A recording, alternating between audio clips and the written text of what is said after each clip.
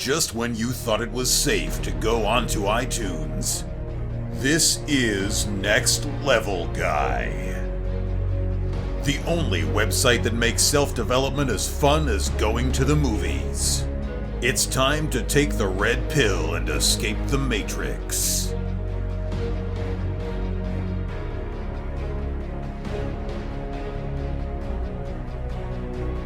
What's happening, guys? It's time for another episode of the Next Level Guy Show podcast with your favourite tutor, Ian Doss Mackay. Next Level Guy is the go-to men's interview, interest and improvement website where I quiz experts to find out the hacks, tips, methods and protocols that you can implement in your own life to take it to the next level and live happier, healthier, wealthier, sexier and so much more. Today's guest is Neil McTeggart, who's a professional coach and an amateur dad. He's been a professional trainer by day and a dad blogger by night. Neil has coached for over 20 years and has been a dad for just a handful. Neil aims to provide users with an insight to both the fitness lifestyle and the dad journey by combining both roles and sprinkling on a touch of humour on his hilarious Facebook page, Amateur Dad. His long-suffering wife Jen makes the odd appearance and gives an insight into her fitness, lifestyle and her amazing transformation as she went from a former gym hater and is now a hot mama too. On the other side of the coin, Neil is a professional coach. He's got over 20 years of experience and he considers himself a student of all things strength and movement. Over the past 2 decades, he has studied many aspects of fitness to provide his clients with multiple solutions to their problems. His client base is often seen as quite advanced, given their levels of strength and performance, but this coach simply states that his best students are just beginners that keep on showing up. In this interview, we discuss his story, fitness, Brazilian Jiu-Jitsu, how becoming a father changed him and what he's learned during this time, skill development, parenting insights, how he's using the COVID-19 downtime to make himself a better man as well as a parent, and how to become the parent you'd want your kids to try and emulate once they've grown up. This interview is 2 hours long, but it really only feels like half an hour. Neil is so charismatic and funny, as well as giving such awesome gems throughout, that it only feels like half an hour, and you just connect with Neil because he's instantly likable. You will really enjoy this one, and I know you'll become a big fan of his. And now, let's get to the interview. Thank you so much for doing this, Neil. Really appreciate it. You're an absolute legend in the social media at the moment, but for maybe those who don't know you, could you just give a quick intro, who you are, why you're so well known, just a bit about you? Okay, yeah, sure. First, thanks for having me on. It's brilliant. And as sort of we were saying there, you are popping my cherry on this. So this is my first podcast. So my name's Neil McTeggart. I've just recently turned 40. Don't look it. And I'm a professional coach, amateur dad. So I've been a personal trainer for sort of 20 plus years and a dad now for just about 4. So in terms of being known, I was known in fitness because I'm sort of like, there's not a lot of guys who've been personal training. It's quite a new industry. So the fact that I've been in it sort of 20 years, I'd be well known. And then my dad blog went viral a couple of times with some of the posts, maybe reaching like 5 million people, maybe. So at the minute, the page has about 35,000 followers of just organic people who follow the page, So yeah, professional coach, amateur dad. And I'm currently living just outside Belfast in Bangor with my wife, long-suffering wife, and 2 kids. So I have a 4-year-old and a 2-year-old. So yeah, that's the elevator pitch of some description there. I think it's a glutton for punishment. My sister's got 3 wee ones, and I love being the uncle at the moment, but I can hand them back.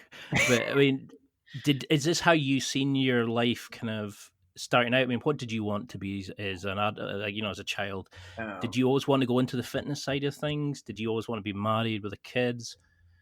Yeah, it's a funny one. Like if you'd asked me before I met Jen, so I met Jen when I was like 31, and if you'd asked me a year before that, I didn't see myself being married. Actually, that had a couple of girlfriends, a couple of long-term things, and just didn't imagine it, until I met Jen, and then we just hit it off, and I knew on the first date I was going to marry her, and it was just perfect. So yeah, if you'd asked me what to be my life, I suppose a lot of it's turned out the way I thought it would in terms of the fitness side of it. But I got into fitness when I was 15, so I started training. I was skipping school to go to the gym because my brother brought me to it. I was a skinny kid. Work wise, I didn't know what I wanted to be or whatever, and I went to my first gym at 15 as a skinny kid, and I sort of got into it. And within a couple of months, people were saying like, "Oh, you can see the difference. You know, your strength's coming on. You can see a bit of muscle. What are you doing?" And then I say I was skipping school to go training, or going home to get food, and because I was maybe doing squats that night and deadlifts. So I ended up starting to help people in the gym. I was like, oh, guys asking for advice, training a couple of mates. And I just had that epiphany of, I think I could do this. So when I actually said in school, like to my careers advisors and stuff, oh, I'd love to work in a gym. And they were like, yeah, so what about a real job? And that was the sort of careers advice I was given. Um, so yeah, I just sort of bummed about a bit, and I gradually became obsessed with fitness. Like in school, I would have failed exams and it wouldn't have been great. But when I get into fitness, it was like, this interests me. And when it interested me, I want to study more about it, know more about it. You consume yourself. And I suppose that like Dunning-Kruger effect, I think is the term, where, you're in it a wee bit and then you start to realize how much you don't know and you want to know more. And I just became obsessed with the fitness side of it. It absorbs you, doesn't it? It just kind of takes over your life. It's like jiu-jitsu. Oh, Once you realize how little you know, you're like, it's oh, for the crazy. love of. But I mean, when into that, what made you realize? Because I've seen you write about that on your Facebook page about how you knew Jen was the one for you there and then on the first date. I mean, I thought you were just going for brownie points then, like, but Yeah. what was it about her, about the situation that made you feel she was the one for you? Was there like signs that you had noticed with like red flags with other girlfriends that, or was it just like a general connection and it just felt right? You know, Yeah. could you put it in words, do you think? Because It's a tough I've only ever had one relationship where I've felt like I could marry that person. The rest Yeah. were kind of head cases, shall we say. Yeah. But, Um, you know, I is think, yeah, I think there's a thing too. When you're in your 20s, a lot of your mates are sort of getting engaged and getting married. And you're maybe with a girlfriend. You sort of think, well, this is the right one because of the timing sort of thing, But um, I had a couple of friends actually, and a girl that sort of was one of my managers back in the day, and I remember seeing her with her husband, and she seemed super loved up. And I remember thinking, you can't. That must be an act. There's no way they can be that much in love and all the rest of it. And then when I met Jen, I met her in a bar. As they always say, you don't meet people in bars. But I met her in a bar, and I'd had a few beers in me at that stage, and bumped in there, got chatting. We booked a date, and just on the date, I just thought this is just so right. There's just it was hard to put words on it, but you could have just sat, in these like you could sit all night chatting, and we were from very different sort of backgrounds. Like I was from North Belfast and quite a rough school and everything else. And Jen was really well educated. She was doing her chartered accountancy, so it was a bit of a, um, I was the lower class boyfriend. Like when I first met her dad, I remember he came in. We were at her mom's house, and Jen was back at home at that stage, and her dad walked in. There's me with the tattoos, and the kid from sort of Ballysun, which is a rough sort of area. And then there's their daughter who played the violin and was a chartered accountant, and the apple of the eye. So on paper, we actually didn't make sense, probably, but as a husband and wife team, we are just an A team. But it just happened, and it's funny. I see it in a lot of like dad forums and stuff because obviously I do the dad blogging and I'm be a part of a lot of forums. And there's so many guys come on and say, "Listen, I'm going to commit suicide, or I'm in a really bad place, or whatever. I'm 30 and I haven't got my shit together." And you're like, I think of how much of my life has improved in the last couple of years. Just it just keeps getting better, and I think you just keep chipping away, and you'll meet the right people, and you'll surround yourself in the right network if you're open to it. because you do see that though, it's like we're in a society now where like older people can do gap years and people getting married at like 80, 90 years old. Mm, So I think we're getting to that point where we kind of need to think, yeah, the 2.5 kids relation, the house, the car, that's not for everybody, and it's an totally. old fashioned ideal of what we're expected to do. Like women, I suppose, are getting more pressure because they're expected to have kids by Yeah. 30, married, and all that. But nowadays, we can do what we want. I mean, you can order a date online, you can order a taxi, you can order food to your house. Now we're getting into cars with strangers. When we're told for years growing up, it just makes no sense. This world, like. Doesn't make But it. I mean, Screw that. you were how did your attitude change? Because you always seemed like this really outgoing, funny guy. Your writing when you were in Men's Health was like really funny. You kind of connected to like the normal person rather than Yeah. one of these guys who talked about like the highest virtue stuff, and people go, "What the fuck is this on about?" You had a way of just connecting and coaching people with your writing, and it was amazing to read it, and like your plans made sense, and it was so good to kind of find somebody like that when you were starting in the gym, like I was at the time. But you seemed a pretty cool lad, I think is what the kids call it. Okay. How did you think you needed to change when you became a dad? Did you have that discussions to say now is the right time for kids, or was there much planning? Because I've often wondered, like, I've got friends with kids, how much planning did you put into, now's the right time for kids? Uh, it's funny. There's a couple of parts in that, and I'll probably do the writing part first. So in terms of my writing, like I remember failing English and English lit in school. I'll end up well. I got a not that I failed it, but I just had a very average achievement level at it. But my mum was actually she had been a teacher and she taught like French, German, and English, and was very well educated and an intelligent woman with no common sense at all. And my dad was the other side. He was a bit of a schemer, skiver. He'd been a bricklayer, joiner, and had a real good wit and street sense. So I found that probably from those two, I had some sort of um way of putting things together, but with like my dad's spin on it. So when I wrote, people always said to me, like they say, I'm not a trained writer. I had a bit of a fitness blog maybe 15 years ago, and when I was writing, I was just writing it from a very relatable angle. I just wrote the way I spoke to people, which is probably the thing. And yeah, guys just seemed to connect to that. And then when I started my amateur dad, the sort of Facebook page, um, at the time I'd done some articles, like I'd done a 12-page article for one of the men's fitness type magazines, and it got translated into German and French, and it did all the usual. And I thought, I was just not really enjoying this. And then as the kids came along, well, just as my eldest was born, I thought I'd love to write again, but do it as a dad and do it because you don't feel under the same pressure. Like if you write about fitness or you talk about, a lot of times you do have to reference, where are you getting that information from? What's the studies done? Whereas as the dad life, it's lovely being able to write it purely from my experience, and you don't have to back it up with some, like a 10-page citation or PubMed or something. This is how it is.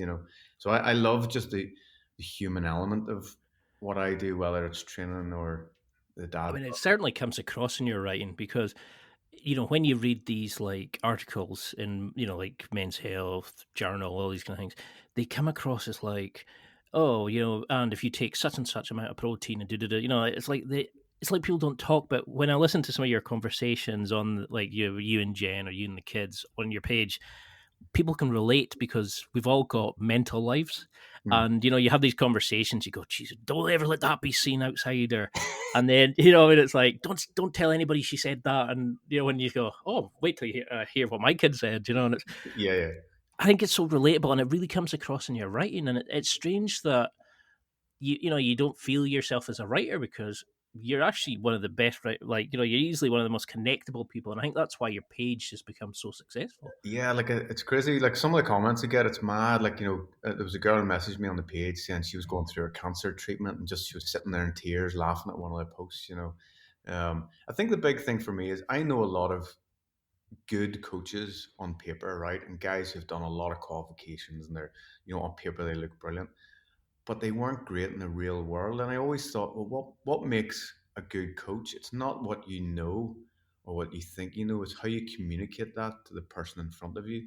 And that's the important thing. And I always like the idea of I probably see myself as a content creator and a communicator where you're creating this content and you're communicating it across and people buy into it or relate to it because you're just ticking the same boxes. Um, so yeah, that's how I would view myself as a communicator. So at the time when like, did you discuss having the kids? I mean, or was it a case of you just knew it I'm just felt right? terrible And at the pull-out method. I just haven't. well, I was going to ask, like, what was your preferred, like, condoms? Because I've only Yeah, had sort of two potential. I would call them scares now when I know the relationship of where it went after, yeah, yeah, But I've kind of often wondered. There's only one person I probably would have, And I remember she had to get a pregnancy test before an operation, and I remember thinking, I wouldn't be disappointed if it came back yes, and that kind of blew me away that I could feel that way about somebody. But I mean, was this? Can you remember that moment of being told you were going to be a dad? yeah, What kind yeah. of hit you? It's that I remember pooping my pants. No, I think like myself and Jen, we'd been working really hard. We got a lovely house, which is our house we're in now. It was sort of a bit of a dream home. We for a couple of years we'd just been working and saving, and we put a good deposit down. And we'd been in our house about a year, and we had the two cats, and we were sort of happy. Everything was good work wise, and we were settled. And it was just one of those things that happened. Jen got pregnant quite quick. Obviously, I'm extremely fertile, and it was just she had a few wines, and that was it. There you go. Sounds like a good Friday night. Yeah, yeah. It is a surreal thing, and seeing the pregnancy test, and I still remember the shakes of Jen, like, and then it's just that surreal thing of, oh, I am going to be a dad here, and I do. At the time I was 36, so yeah, I would have been 36 now, 35, 36, and you just think you're never ready. I know guys will say, "Oh, I couldn't, I'm not ready to have kids or whatever." I don't think you're ever ready. It's just it comes along, and it's crazy as humans how quick we're able to adapt to it and just get on with it. Um, but it is a tough process, and obviously for the women going through the whole pregnancy thing, and there's the ups and downs of that with sickness, being self-employed as well. Like I'm self-employed 17 years, so you don't really get any sort of downtime. You're always working. It's hard, and then when the kid comes along, it's you're thrown into this, especially as guys. It's hard for men, I think, because the women have had a lot more of obviously the pregnancy feelings and everything else. And yeah, as a guy, you're present there, but it's only when you're handed that baby, you're like, oh shit, I am now a dad, and I'm responsible for this little thing here. It's just a crazy.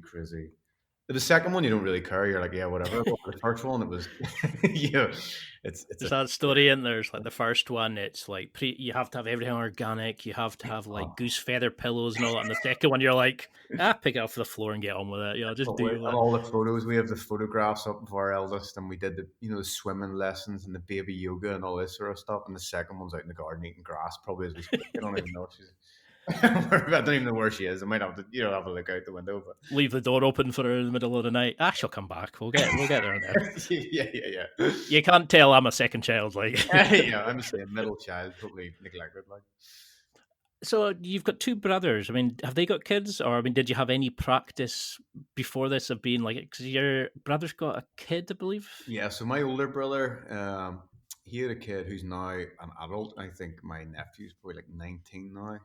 And my older brother is a tortured genius, really intelligent guy. He could have been a professional snooker player. When he went for guitar lessons, he was better than the guy that was teaching the lessons.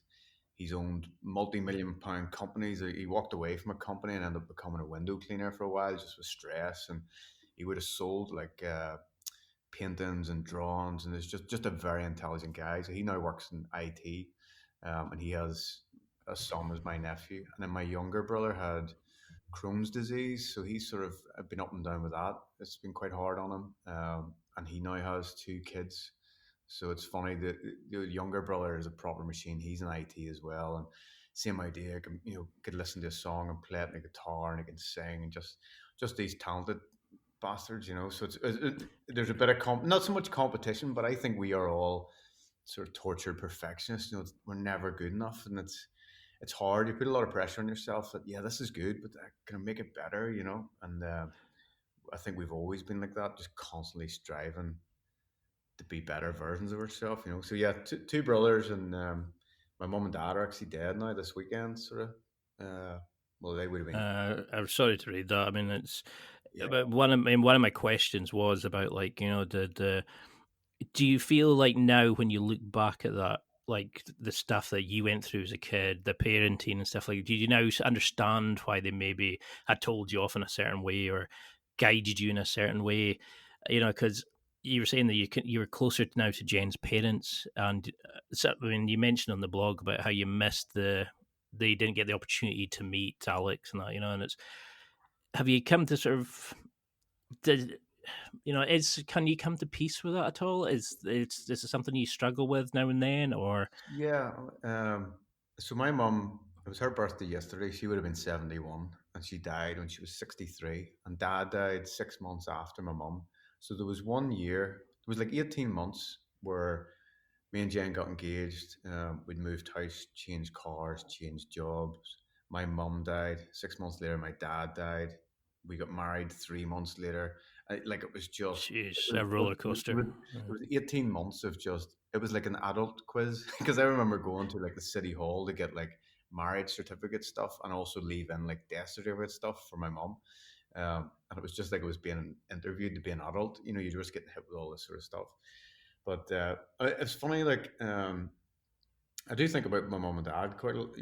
They obviously feature quite a lot, but the other side of it is, I think they raised me to be strong and a good person. So I always think, although they're not here, they've sort of passed on the mantle, and that's your sort of role as a. I always think, you know what, they did a good job. Although looking back now, I think my parents were just winging it, like just completely winging it. And you don't realize until you are a parent, like um, how much they did.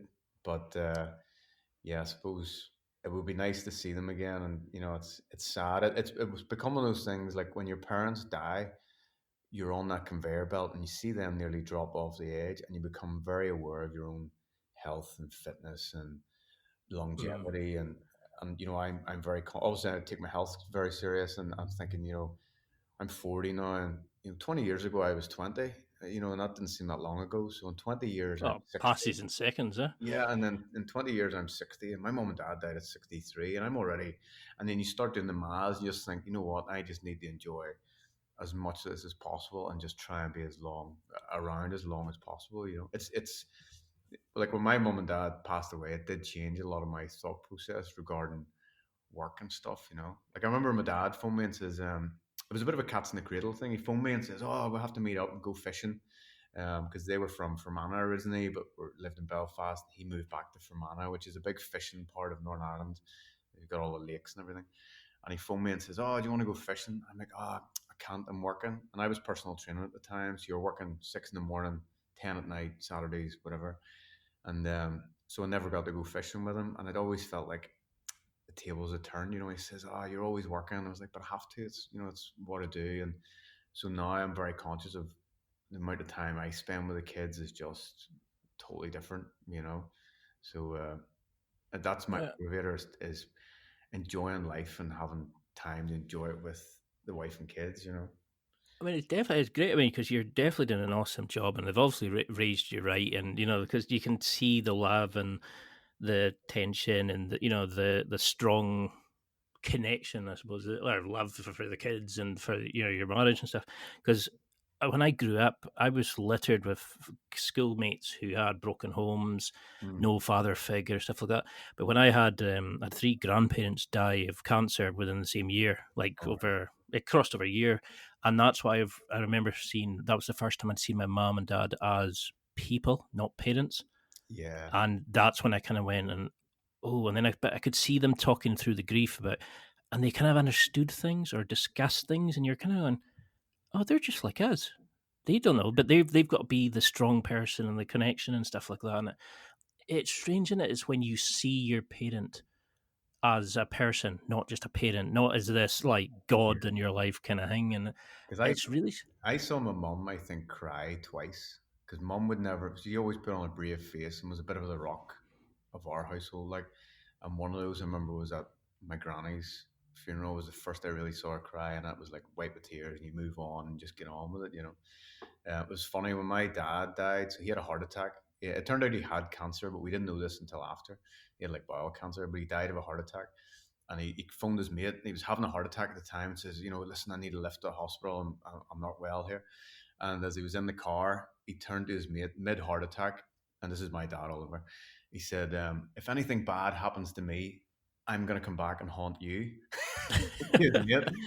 And then he died about literally 10 seconds later. And his mate was like, "You fucking fucking bastard. You know, and that so it's funny where mum was always very serious and very straight faced, but dad, no matter what the situation was, it was like I have to get a joke in here. You know, that was his way of sort of dealing with stuff. Even that, you He know, sounds awesome. dad was always the one that, you know, we were at a serious, proper family funeral and people were in wrinkles in the corner and dad was nearly doing like stand up, you know. Um, so yeah. Is that where you get your sort of humor from? Do you think is that the sort of My dad was the wittiest person, and I know everyone will put their dad obviously on a bit of a pedestal. He was a balloon and a bit of a tit, um, but he, I'll have to put some yeah, understanding for other people. yeah. So he'd been alcoholic actually. My dad, so he hadn't had a drink in about 30 odd years, but he still held the meetings and stuff, and still went to AA, and he went out to America to like Dr. Bob's house and you know, to see all that sort of stuff in his grave and stuff, and but he would have hosted a lot of meetings. But for him, the way of dealing with anything was always humor. It always sort of got him through, you know. I definitely got that from him. I always thought wit was the most impressive thing. It's like when you watch the old Blackadder's and stuff, and obviously it's scripted and everything else. But I just saw Dad in conversations with people and just thought that's how he has entertained that person and made them just so happy. It always stuck with me, you know. Always some people are doom and like Dad would have been doom and gloom, but then he was able to just switch it and just turn it around and see the fun side of it, you know. Um, and the real side of it probably because it was hard. Like obviously, you know, growing up in Belfast and or Northern Ireland was never great through those sort of times, you know. So I think you needed that bit of positive outlook on things, you know. Yeah, because it's quite sad nowadays that it's almost like accepted that guys are growing up without father figures or any kind of male role models, and there's that what was his name, Rob something or other. It's like Dad, how do I? And his channel, like where he YouTube channel, teaches he teaches kids how to like do like how to use a hang spanner, a how to picture and tie a all. tie, Yeah, and his videos are going viral, and you think it kind of shows what we're missing in our society as well. We're not teaching the kids what they need to do and stuff like that, but we're also not giving them that kind of role model of the guy that teaches them the strength, and this is why they're looking for other guys to kind of connect with. yeah, Unfortunately, it's in gang situations and stuff, but no, they did I mean, they obviously did a fantastic job with you. I know you'll probably struggle to take that as a compliment, like, yeah, but I mean, like, you've obviously, because to go through that and the marriage and like having the kids and running a bit, that is phenomenal. Like, that is a true strength of character. It's true strength of of you as a person. I mean, people would have crumbled under that. So how did you deal then with, like, when Alex was born premature? Was that something that you kind of, was that a worry, or did you just take it into your usual kind of stride and just like, yep, let's just get on with it. Let's just deal with as it comes. yeah. Like a big thing was my mum died of lung cancer. So for my 17th birthday, I remember she asked me, what do you want for your 17th birthday?" And I said, "Stop smoking." And she stopped smoking that day. It was literally she'd stopped. But years later, she beat breast cancer, and then lung cancer sort of is what killed her in the end. And she died. And it was a bit slow, and it was a bit grim. And I always thought, because I've always come from strength training, you always think of strength as like deadlifts and squats and everything else. And how my mom dealt with cancer was real strength. It was just like holy fuck. Like I went with her to the doctors, and the doctor told her like, Miss McTeggart, you are not a well woman. You have literally, you know, weeks, maybe months here.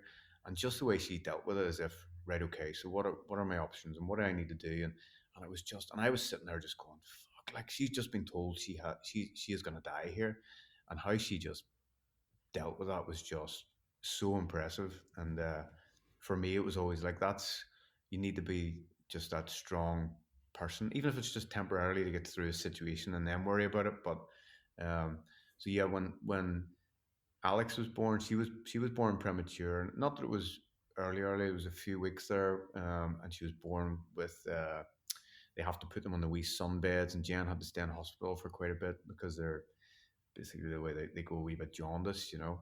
Um, but it was funny. But I think at that time we'd been so used to a couple of different things, whether it being death in the family or work things or whatever. You just get on with it, you know. I think you just you just see it as another chapter, and right, okay, let's get through this part, and you always thought of yourself as, you know what, other people have hard problems. In the grand scheme, my life's pretty good. I can get through this part, and then we'll just get to the next stage. It's just you just keep battling on, I think. Um, I mean, did you at the time did you go to like try any therapy, or did you speak to anybody, or did you find like the going to the gym and having like an outlet for that kind of not mental anguish, but like letting the stress out kind of helped? Because I mean, I've done CBT, but I found just talking to people was yeah. actually some of the best things to do. It's funny because people chat to me now, and like, they always think, oh, you're confident and you do these things. I class myself as like an extreme introvert, extrovert, so I sort of swing between both. But it was funny, like when I was working in gyms when I was like 19, 20, 21, and you had those sort of young girlfriends and you're going through all that. I actually suffered a lot with panic attacks and went through a real bad stage where I couldn't have went to the shop. You had to um, think about it for 5, 6 hours if you were going to go to the shop and get a bit of bread or something. So I end up at one stage on beta blockers for anxiety and panic attacks and running out of restaurants. I remember ordering a meal and a meal came and running out of a restaurant, throwing up in the street just with anxiety. And I end up going for like hypnosis was like £70 an hour a couple of times a week sort of stuff just to deal with it. That was hard because I was in fitness and then you were having to go and do these courses and it was all high five group hugs sort of stuff. So for a Mm. lot of my late teens, early 20s, I struggled a lot with anxiety and stuff. And then as I get older, yeah, the weight room for me, it's like that Henry Rollins quote. There's a great quote on it where like a £200 bar is always a £200 bar. So my release was always just go and lift some weights and you put your head somewhere else, And I think that's a big thing for men now, a big problem for men now. And I talk to a lot of my online guys about this is they don't have a release. And for me, I have weights and I have jiu-jitsu and I have family and all the rest of it. But you need something that just lets the air out, you know. And a guy explained to me years ago, he said, for a lot of men, they're sitting, the rev counter sitting at like 9 out of 10. And the minute they get a wee bit of stress or whatever, they're hitting 10. And for me, I see myself now as like a 1 or a 2. I used to be at that 9 or 10 where any little thing, you got an email or, oh, fuck, and I put you over the edge. Whereas now, it was funny when I got asked to go on TV, you would have seen it a TV show phone me and says, Neil, do you want to come on live TV on Wednesday night and give birth? And we're going to tie you up to a birthing machine on this popular program here. And I was like, yeah, no sweat, stick me down for it. So the fact that like, it was just, yeah, no bother, gonna bring my big mate and we'll have a bit of crack. To go from that to where I was. And I think things like the anxiety, where it's just like a muscle. For me, I sort of, not that I did it, I did it right for me, where I put myself in situations like, say, a restaurant, because a restaurant going for a meal where you'd ordered a meal and you had to wait for it and you knew you couldn't get up and leave. That used to give me real anxiety. And it was even like going to hairdressers or whatever, where you had to sit and your appointment was next or whatever. So when I was going through my bad panic attacks, I would have put myself somewhere that actually caused a slight panic attack and I just sat through it. And every time I sat through it, I give myself a wee pat in the back. So I would have went to like a coffee shop and had a coffee but no food. And then a week or two later, I would have went to a coffee shop and had a panini, and I might have had half of it, and then I walked out. And my friends, I lived with a couple of mates years ago, and they were very good at, I was open and honest with them and said, listen, I'm struggling with anxiety here, it's buckling me. Um, Partly because, again, with fitness, you had to be this high five group hug guy that was always, when I was a personal trainer, I loved working one to one with guys, but the clubs were always like, "Can you not do circuits? Can you not take a spin class, whatever?" And I was like, I hadn't thought of that. If I have to take an induction with 3 people, I'm nearly thrown up out the back. Went through a hard time of it. But then I think as you get older, you start to realize that stuff matters less and less, and it just doesn't bother you as much. And the big thing from that, actually, for me, and you'll know this because you do a bit, is the jujitsu. And the jujitsu guys, and it's always hard to talk. For people who don't do jujitsu and are listening to this, it's always hard to understand it. It's like trying to explain a rave, unless you've actually been in the middle of that, you Yeah. don't really know what it is. My coach always says it has to be felt, not telt. But for me, the likes of the jujitsu, um, It's like a primal release into it. You Yeah, actually feel part of the world after a class. Like, totally. And then for me, it was like I have had full blown panic attacks in competition mid spar where I have just thought I am going to collapse here. I'm going to not. But I've still went back and competed again, and I've went back and I've done well. And because this is the thing of you put yourselves in situations like that where some guy twice your size is trying to choke you out, and if you can survive that and get out of it, then you give yourself a pat in the back and go, actually, that's I did okay there. And then the next time you get better, and then you learn to relax and you learn to breathe. And again, for a lot of guys, I think they just need that outlet, whether it's say strength training or mountain biking or jiu-jitsu or whatever. I think we're cavemen and we need to use adrenaline in a positive way that isn't stress and emails and Zoom and Skype and all this sort of stuff. it's very strange because like I had a very similar when I could remember I would come home from work some days where I would be a quite a kind of student facing job because I was in a university at the time, and I would be like get everything I needed on the way home so I wouldn't need to go back out at night. I can Mm, remember thinking the times my mum would say to me, just go get a pint in a pub and sit there with a paper so nobody bothers you. yeah, Because I couldn't be in that, like, I felt so awkward being in a pub with people in that social setting. If it was work related, I could do it. yeah, If it was like part of the job, yeah, but I know what you mean, that horrible feeling, that sort of stress and that sort of anxiety of like, oh God, they're looking at me, they're judging me, and yeah.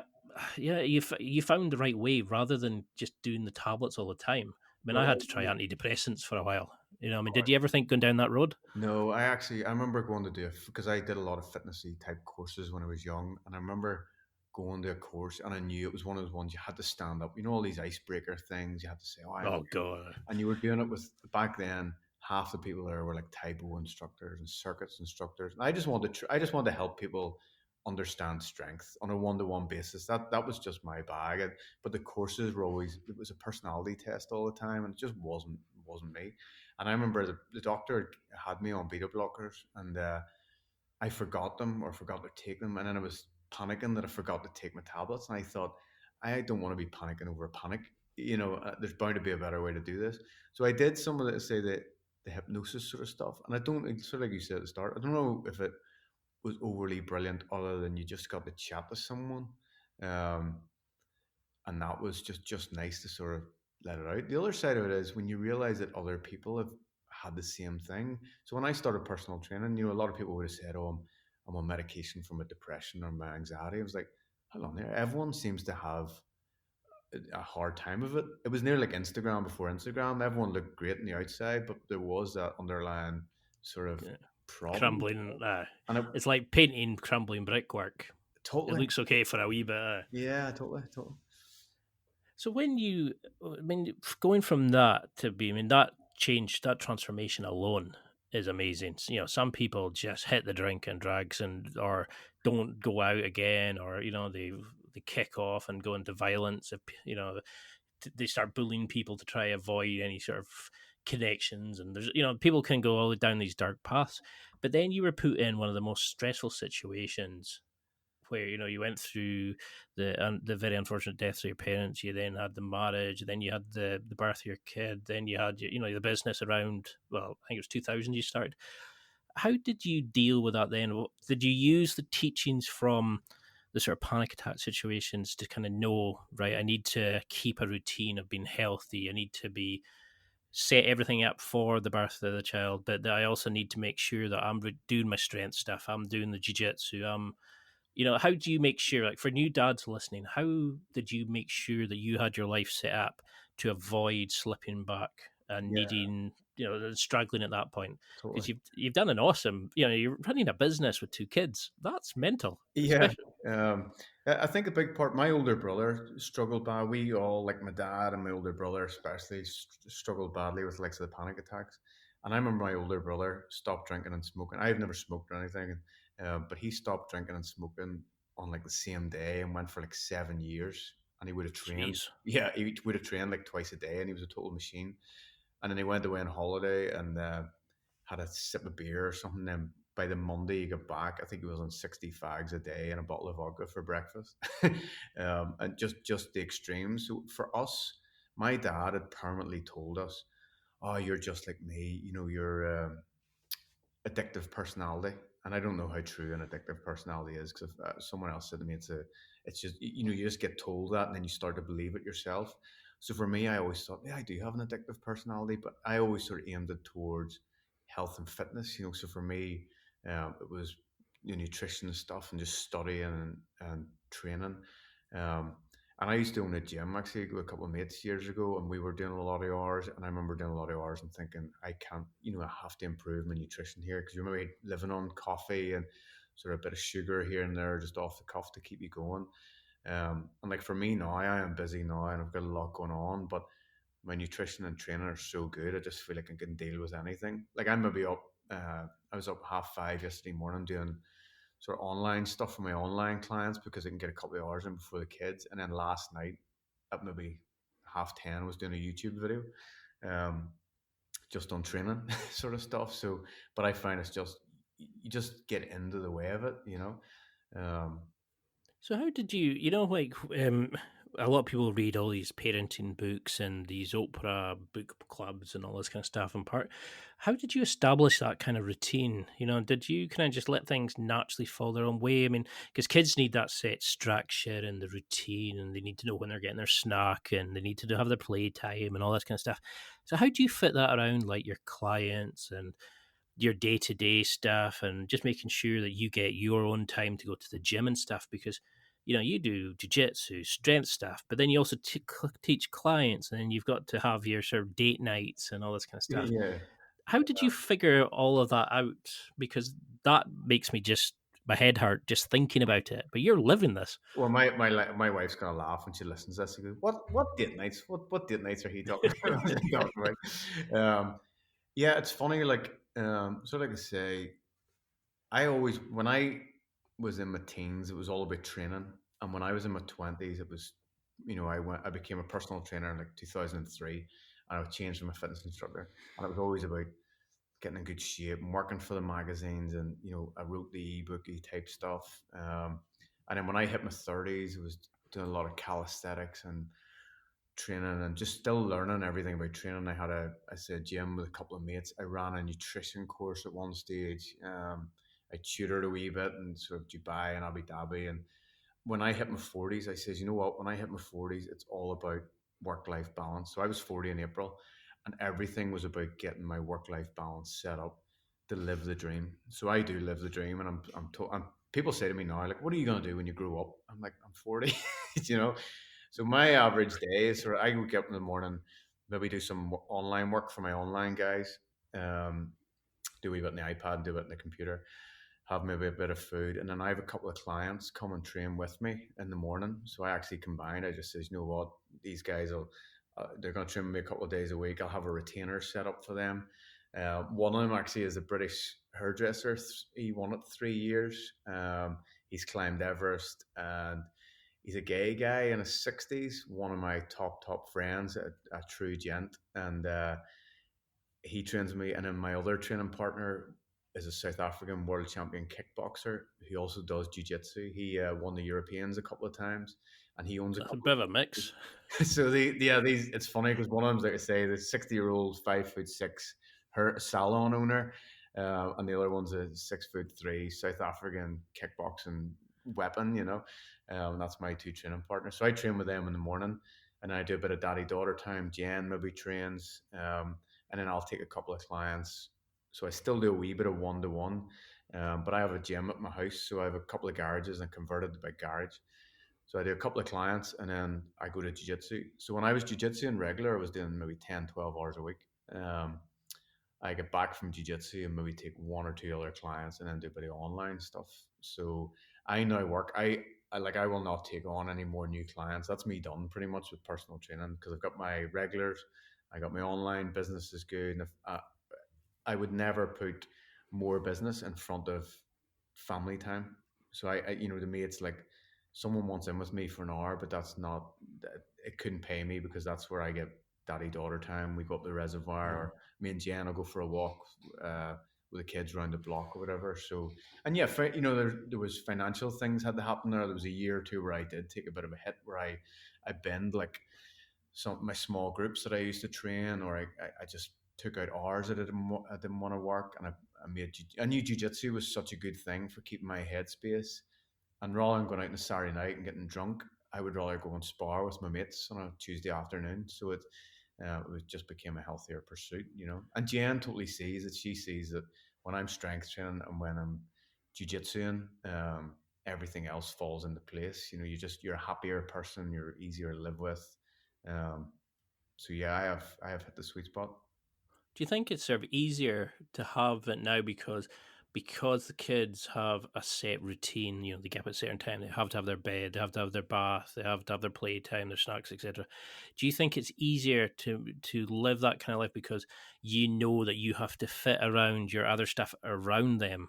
You know, they Well, become the focus. So it's not like you've got 24 hours. You've got maybe yeah, 6 hours or whatever. the big thing with kids, I think, is not letting them. You're still the parents, and I train. The great thing, like I have trained so many clients over the years with so many different backgrounds, and one of my girls was so worked a lot with hard kids, you know, kids who've been expelled when they were young and everything else. And she always said the biggest problem for a lot of parents is they become their kid's best friend, or they try and just let the kid rule the routine. And we didn't, you know, we were very of, you know, and our kids are great because they sleep through the night and they're at a good age, but they do go by our routine. Um, the other thing is myself and Jen, like she was a chartered accountant, and I remember Jen being stressed out and coming home in tears and just under pressure. And then she started getting in good shape, like really good shape. Um, and then so we now share the studio. So while one of us is in the studio, maybe personal training, the other one's got the kids. So our kids are just, so it's, you know, we just sort of do shifts like that. Um, so we just put happiness. I said to Jen, you know, just you are in great shape. Girls want to train with you. Um, Jen does chin ups like 35 kg hanging off her, and it's probably 3 stone lighter now than when we met. But so she's a full client base, and we just alternate our clients. And I remember that transformation video she put up. That was just like, so I yeah, wish I yeah. could even start that, you know? It's funny because Jen, say, was an overweight accountant, skipped sport in school, played the violin and all this sort of stuff, whereas I was more sporty. So when I met Jen, someone actually said to me, because she was carrying a wee bit of weight, and we were out on a night out, and someone said to me drunk, it was a girl I knew years ago, she said, "Oh, I thought you would have been with some skinny gym chick." And I always thought, well, what? That's a bit of a really shallow sort of dicky comment, you know. Thought nothing of it then, sort of forgot about it. But I remember being in Jen's mum's, and she wanted to try on a dress because and she couldn't get into it. She started crying, and I says, right, let's do this properly. You know, we hadn't been going out that long. She was going to the gym, and we doing a couple of sessions the odd time with one of the personal entertainers in the gym. And I says, right, let's get on this and let's improve your food. So Jen then did a bit of a transformation. Now that transformation was just slow and steady, and just small tweaks that I would do with my guys, where you never feel like you're on any sort of nutrition plan or diet or training plan. And then Jen did a photo shoot, and she did the photo shoot after after Alex was born, and everyone just went, "Fuck me, look at Jen, she's amazing." You know, Jen was ripped, she was in great shape. And the amount of messages and texts I got of like a girl messaged me and said, "Neil, what does Jen eat?" And I says, "Well, just normal food. She doesn't do a diet or anything. You know, she's just tweaked a few things over, you know, a time process." Says, she said, what sort of stuff would she have for lunch?" I says, "Oh, today there she was eating beef sausages." And the girl was like, "Where does she get her beef sausages?" And I was like, that is not why Jen is in shape. You know, Jen is, and this is something I would be known for, is consistency. It's like when it's jujitsu or it's weights or it's business or whatever. Uh, you know, we would be the king and queen of consistency. Whatever we decide to do, you just sort of chip away at it, and then all of a sudden you reap the rewards of it. You know, and that is So why do you think that is? Like, why do you think people look for that external source, that kind of, I have to buy something in it, I have to find this like fountain of like fitness, you know, rather than looking water. going, just stop eating lard for breakfast, you know, like why do you think it is that we, like, guys go wrong in the gym, you know, program hopping, and they see every latest craze and go, oh, I've got to do that, I've got to do that, you know, I've got to drink my own piss, I've got to like Yeah, climb mountains in the morning, that why can we not just do like you, because your programs are amazing about the simplicity and the little fixes and the livableness of it. I don't even know if totally. that's even a slight word, but So when I started training, we, that was 1995. I sort of started training. You didn't really have Google in the same way. Also, you do now. You didn't have apps or whatever. So you would have got, I seen us going to secondhand bookstores and maybe chipping in, me and the older brother together to maybe buy a book that had a bit of a program, and you stuck with it, and that was just what you had to do because that's what the program said. And we didn't really have access, to anything else. Um, so we learned to be consistent, and if you want to be true to something, you have to go with it the whole way. Um, so yeah, it's something I've always had in the back of my head. If you want to do anything, just be consistent. So I was never jiu-jitsu is a great example because there's guys who go like, oh, how you beat me at this or whatever, or guys who started before me, I could maybe beat them up. It's purely just because I turn up more often.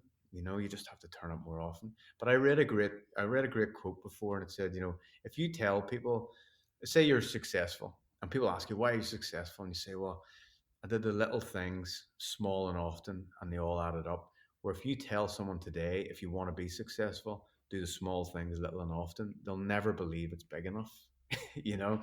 But it's true, Mhm. it is. It's just the small things little and often, whether it's just a tweak in your food or just turning up for a workout or whatever it is. Because even when I don't want to train, I'll still train. It's like brushing my teeth, it's just one of those things I do. Um, because that was I another mean, great quote I read where it said, like, if you only trained when you felt like it, you never would. So oh God, I just turn up, definitely. and then get something happening, and then that something could become something else, and you just layer it up.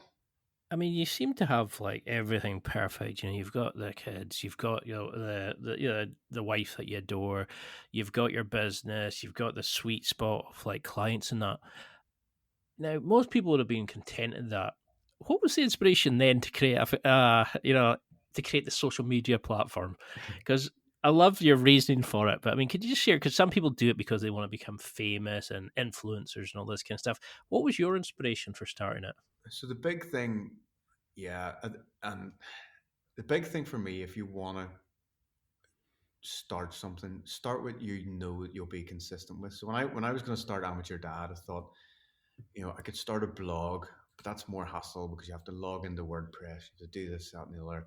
Um, Facebook for me just seemed like an easy way of doing something, and I thought if I'm going to start this is the way I look at everything now, and it was the same with jujitsu. Like I tried to do jujitsu years ago, and my club closed, and it was too far away or whatever. So when I started back at the club I'm in now, it was easy to attend often, and it's the same with starting up my Facebook page. I knew I could do content easily and often, and it's the same with my YouTube. So I started up a YouTube channel there, and I thought if I'm going to start a YouTube, so I've been studying videography and photography and all this sort of stuff.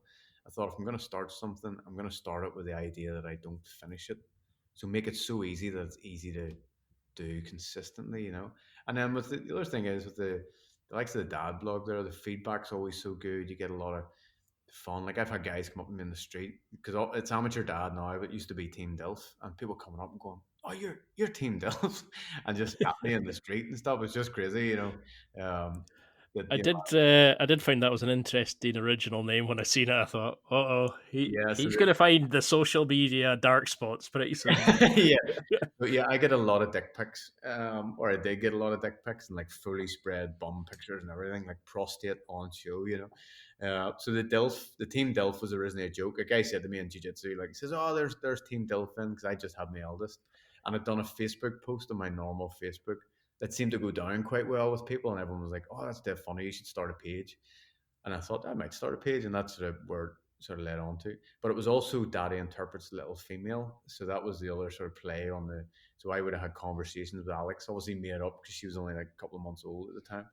Um, but I knew that the longevity of Team Dilf, yeah, from a branding point of view, the Amateur Dad just seemed a wee bit more family friendly. And then when I was redesigning, so I taught myself web design and a few other sort of things there during COVID. So I rebuilt that website I have now. Oh, you did that yourself? I did that myself. Yeah, That's bloody awesome! Like yeah. that's really well done. Like, I'm a torture perfectionist. When I've had websites in the past, I've always like, I want to change that, or I want to do that, or I want to upgrade that. And you always had to go to a web guy to get it done. So I see myself as a bit of a human Swiss Army knife. So if I like the idea of learning something, there's other things you would maybe pay to get coached on or whatever. But I thought, you know what, I like the idea of learning how to do it myself, because then I can always go in and do it. So when I built my website, I thought, yeah, professional coach, amateur dad, and it all started to make sense because people were going to my personal training website before, and then there was like the Team Dilf, and it just sort of didn't make sense, the two. Whereas now it all sort of ties together, and you're like, oh, he is a professional coach and takes his job very seriously, and that's what he's done for years. But actually, he's also a human and a dad, and there's that angle to it. So then, actually, last year I had a business mentor. So I am in this fitness game a long time, and again, coming up to I was 39, and I thought I'm going to get a business mentor here just to see, because when you're in your business, you need to take a step out sometimes. And one of the things they said to me on this sort of mentorship was, "Who are your favorite clients?" And I said, "Oh, we Kevin I train with. There's Roy, a guy I train. I've got my James, got Will, Big Sheldon, and it was all men." And they said to me, "Why are you training groups of women? Why are you doing so many women?" I thought, "Why am I training so many women?" So I started then training aiming my training, especially my online thing now, is all for guys and it's all for men. So then with my brand, and it made sense to have my professional coaching page, my amateur dad page, and then you get dads who follow the amateur dad page go, oh, I maybe get him for professional coaching. And that was the online. So it's a bit of the amateur dad thing is a great blog for me just to have a release, but it's also a great advertisement for my coaching sort of stuff, because I can stick up the odd post and say, listen, here's one of my dads has done really well and he's lost weight or whatever. So it seems like I don't come from branding and I don't come from marketing or anything, but I love the study of it and I love just the evolution of it all. And No, yeah, I mean, I love that outlook of it, like that kind of the connection between the two, and it was that kind of dad's probably following it and going, oh, he's showing the importance of fitness. He's showing me the importance of setting routines and stuff. I know he does online coaching, brilliant. And I think that's what's missing in a lot of guys. We don't even know how to begin to get fit. And you're bringing the humor and showing that you're not infallible. You're not one of these like sitting on the clouds playing your harp kind of thing. yeah, You're talking about like going taking your kids out and like them using you for Florida's lava games and all this kind of stuff. You yeah. know? I So think what it's been? Oh, sorry. I was going to say something. I can't remember what it was. Yeah, I think that's the big thing with my coaching now is when I was a coach in my early 20s, especially, it was like food is fuel, and you just have to train. If you're not deadlifting 200 for reps, then what is even the point in being alive? So fitness back then sort of consumed my life, and I say this a lot now. Now it is improves my life. So the guys that I train now are guys that don't have time to go to the gym 6 days a week, 2 hours a day or whatever, or they haven't the time to try and study it the way I would maybe like to study stuff. So when they, with coaching, they're able just to essentially plug into the matrix and tap into my sort of experience. But they also know that, I won't be saying them just eat chicken and rice 6 times a day. I'll be saying, here's how you eat with your kids and your family life. So I think people like that side of it. The big thing with my coaching, I have an idea of my perfect client. And so I try to design the website, and when you see the video and stuff on the website of the guy I want to train, and the guys now that I train, I do the online consultations and I get them to fill out application forms and stuff. So it is the right guy. If it's not the right guy or someone I think doesn't suit, I'm going to try and send them the right way. But I try and get guys who sort of who sort of fit a certain criteria. And to me, I train now. Anyone I train, either my real life dudes. I still have a couple of girls, but it's mostly guys. Um, are guys who totally inspire me, and I come away from their sessions going, "Oh, I'm pumped here." And like one of my online guys last year, he's getting ready to run 100 miles here, and I think he's allocated 30 hours for it, and he's doing it to raise money for charity. So after I have a chat with him on Zoom, I'm like, I'm pumped, and I go and train, and so a big part of my career now, especially, is like um, training the people that I want to train. And by doing that, I've ended up attracting more of the type of people I want to train. It was like a big lad I put a photo up of a guy there recently who's lost 5 stone. He's a director of a company. Oh, that was some transformation. He's done brilliant, and he is under a lot of pressure. He has a big company here in the UK. Always struggled to get any sort of consistency, but Yeah, he's about. He texted me earlier. Actually, he hit 15 stone there today, and he had been up in the just over 20ish stone.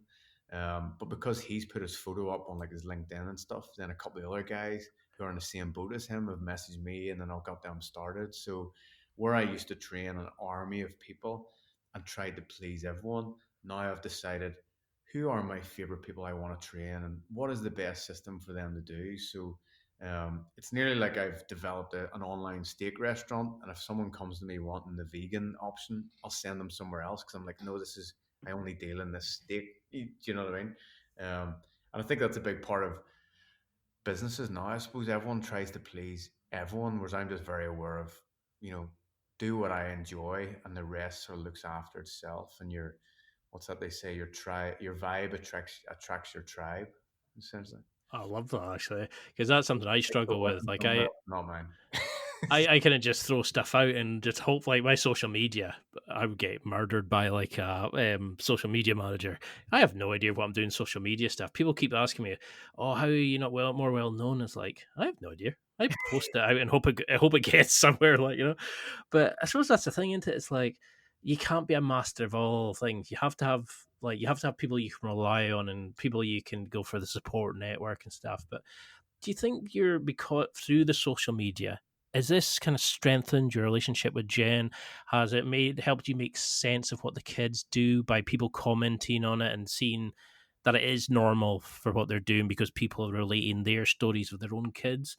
You know, do you think it's helped you become a better father in any way?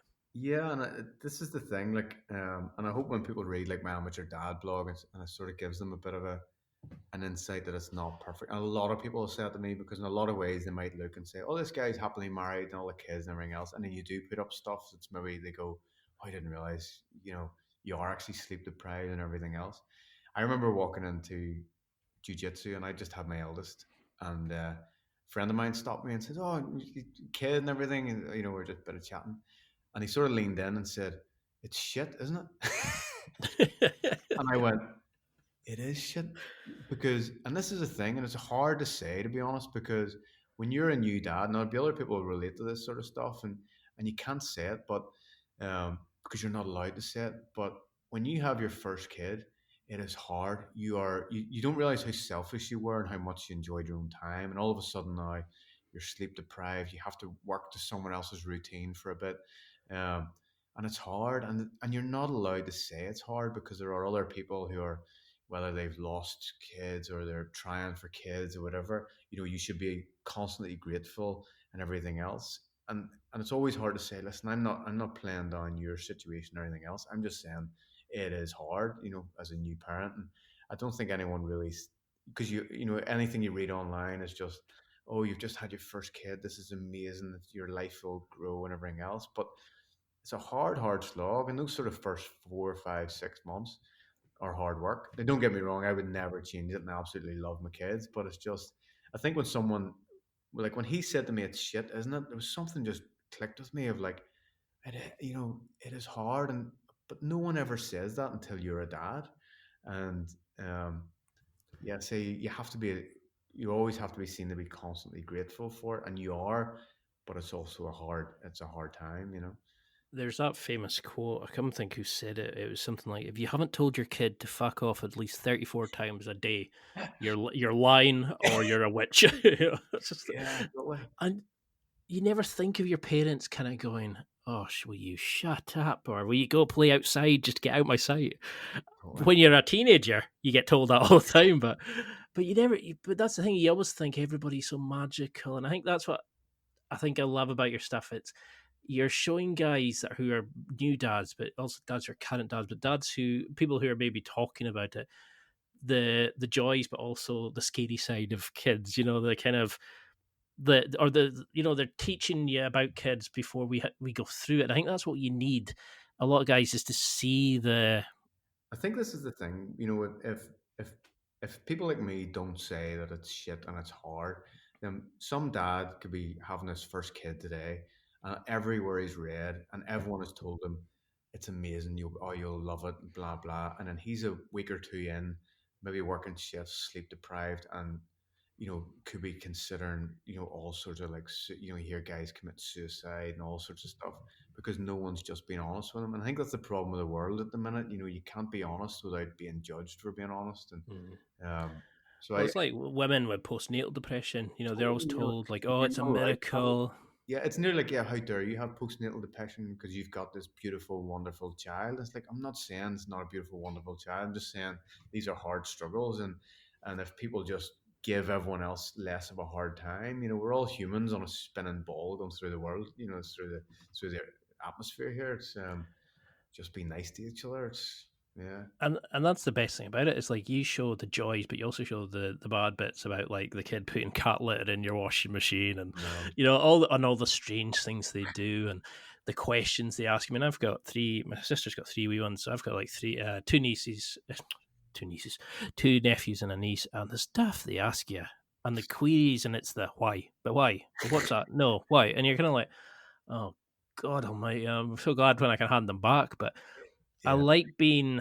They It say makes me kids want to are be like, a better person because yeah, you want to avoid being that uncle or father that they go, oh, here he comes. I don't want to speak to him, but I mean, I want to be the guy they go, oh, brilliant, he's coming, right? He's going to take me here and he's going to do this or whatever. so they say kids are like farts. You don't mind your own. Now, here's a weird question. I know it would be difficult, but do you ever wish you had boys? I actually get asked this a lot because I come from, I played a bit of football, did a bit of jiu-jitsu, strength training. Uh, It's all I couldn't see an answer for that. I was interested because I know you do a lot of stuff, but then you also seem to love being, the father daughter connection. yeah. Like for me, I think actually there's a couple of things. I see Jen's dad was around today. Actually, he just called in for some stuff, and Jen and her dad would be really close. And that dad, they say, I know I've trained a couple of women over the years, and they always thought that boys grow up and disappear, whereas the girls always stay quite close. So this is why girls like to have daughters in a lot of ways. For me, it didn't matter. It maybe would have years ago because if you had boys, they did boy stuff and girls did girl stuff. But my girls, like, we go into the forest and we climb trees and we arse about. And I play jiu-jitsu with them, and we go skateboarding, and it's Are the you passing guard on a 4-year-old? pretty much they don't realize they're learning a bit of wax on, wax off. They don't quite know why they're doing it, but so the boys or girls doesn't bother me. To me, they're just little great humans, and Hmm. it doesn't matter because again, sort of like I was saying with the fishing thing with my dad earlier, like we have a couple of reservoirs quite close, but I could take the girls fishing or whatever. I would never think that that's a boy thing, or if they want to do it, that's just what we do. And I Uh, suppose that's the thing we do in society, isn't it? Is we kind of define things as a boy's job, a man's job, a girl's job, your role, your responsibility. Women should be the mother, where guys are the breadwinners. All these kind of BS tags that we put on people. See, I think Yeah, with that is like if people want to be that, like it's like the whole feminism thing, or whatever it is. And I'm not educated enough on this to talk about it really, but some women love being housewives, but they also love being CEOs of companies. Yeah, I think putting labels on people. If you want to be a house husband and look after the kids, that's brilliant. Whatever works for your family unit is what works. My mom would have been very good that way. Like anything we want to do, she says, "Yeah, you know what? You just go on ahead and do it." And sure, if it fails, you can just start again. And there was never a pressure. It was I just love that. you'd rather have a go at it than always dream. It's like the Jim Carrey one. He talks about his dad being an accountant. I'm sure you've seen that. Have you seen the YouTube on Jim Carrey? I think so. It's an old classic, but he gets up and he talks about his dad went and took a safe job, and that job was an accountancy job, and then they laid him off, and he could have been a great comedian or whatever, but it's that idea of, what, just do whatever role you want to do or whatever purpose you want to have, then go and chase that. And if you're this is the thing that was always said to me when I was young as well, was if you find what you enjoy doing, which for me was the fitness thing, and you do it often and you do it well, you'll get good at it. And then when you get really good at it, people will pay you money to learn how you got good at it. And then that becomes you're getting paid to do the thing you love. And if that's, it doesn't matter what real title that is. If my kids turn around and says, "Oh, Dad, I want to be a YouTuber," like I'd say, yeah, right, how do we get you becoming a great YouTuber? It's because you just have to decide and what is you enjoy doing. If my kid wanted to, become a professional fisherman, right? Okay, how do you become the best at it and make a living at it so you can enjoy doing it? you know? So that would be my mindset of always just, okay, well, how do we just do it? And see, that's the best kind of parent is somebody that kind of says there and goes, well, if you make a mistake, learn from it, start again. You know, you only fail when you don't get back up or you don't learn from it. You know, it's like jujitsu. Once you've been choked out, you kind of go, how do I stop that? You know, Exactly. it's like you go, well, how do I stop getting choked out in that situation? You're like, well, you made the mistake, let them pass your guard like 4 steps before that. You know, it's Totally. you're like, all right, and you learn from it. But a lot of times parents do say to a kid, no, don't be silly, don't go after your dream, go for the easy life, you know, don't take the risk because you know, it's such a slim margin. But do you think like that this kind of attitude of like showing them, you know, like, you know, spending time with them, taking the videos of them, putting on the Facebook, it's helped them come out their shell? Has it kind of let them kind of, you know, you build a deeper connection? I know it's a bit stupid to say that because you're a parent, obviously, but Yeah. do you know what I mean? Do you think it's kind of helped your relationship more? Do you think they're gonna, when they're 18, kind of go, "I was a what? What do you mean? I was a social media star." What do you think their What do you mean their reaction's going to be to this when they're a bit older? Do you think? Do you think they're going to play into it more? Are they enjoying being in front of the camera and They kind of do, having that? yeah. Yeah, like a lot of the yeah, like if I take videos or anything, even if I'm taking a video, they'll stand there and just say cheese throughout the whole process. I'm like, I'm not taking a photo, I'm taking a video. Um, I always there is a thing, obviously you're putting your kids online and you always have to be conscious of it. But I think with the posts, like I'm trying to make it more about the dad life was always where I was Mm, trying to go with it. So you can nearly like like the Ozzy Osbourne show back in the day and stuff, where it was more about him and Sharon than it was about nearly the kids and stuff. But a friend of mine actually, his son died years ago, and son was like 4.5, I think. Would break your heart, but they went viral here in Ireland, and part of my when I was starting the Facebook page was I always thought it's good to have a big audience who love what you do and buy into your personality, because if you ever needed help for whatever reason, they might rally around and give you that help. So I always thought, if I build a big audience and then say down the line one of my kids wants to do something or needs sort of support for whatever they're doing, you can say, listen guys, my eldest has started up this little blog or whatever it is, can we go and support her or whatever. So um, yeah, I'm not too sure what the future holds with it. I think you just sort of roll with the punches and see. I haven't actually really thought of it. I'd love to maybe work with brands or something, and do something bigger. But at the minute, there's the great thing about the amateur dad is it's just a hobby thing. So there's no mm. pressure on me to produce I think content. that's You know. I think that's the thing. You're not playing a character. You're not, you know, you're not going out and trying to be something you're not. You're just showing the joys, the hardships, the weirdness, the downright bizarre side of being a dad, and you're opening it up to people who are thinking, oh, this is what my kids are like, and they can have that connection, and they can network with people on your forum, and you know, you can kind of show them what's coming. You know, if you've got like a younger kid, and you're making us realize, like, you're opening up a community of dads, new dads, people who are maybe just found out their wife's pregnant or whatever, and that wasn't there before. And it's great to see that, and your all your comments are filled with people laughing, going, "Oh, that's what my kid did," and you know, and it's Yeah.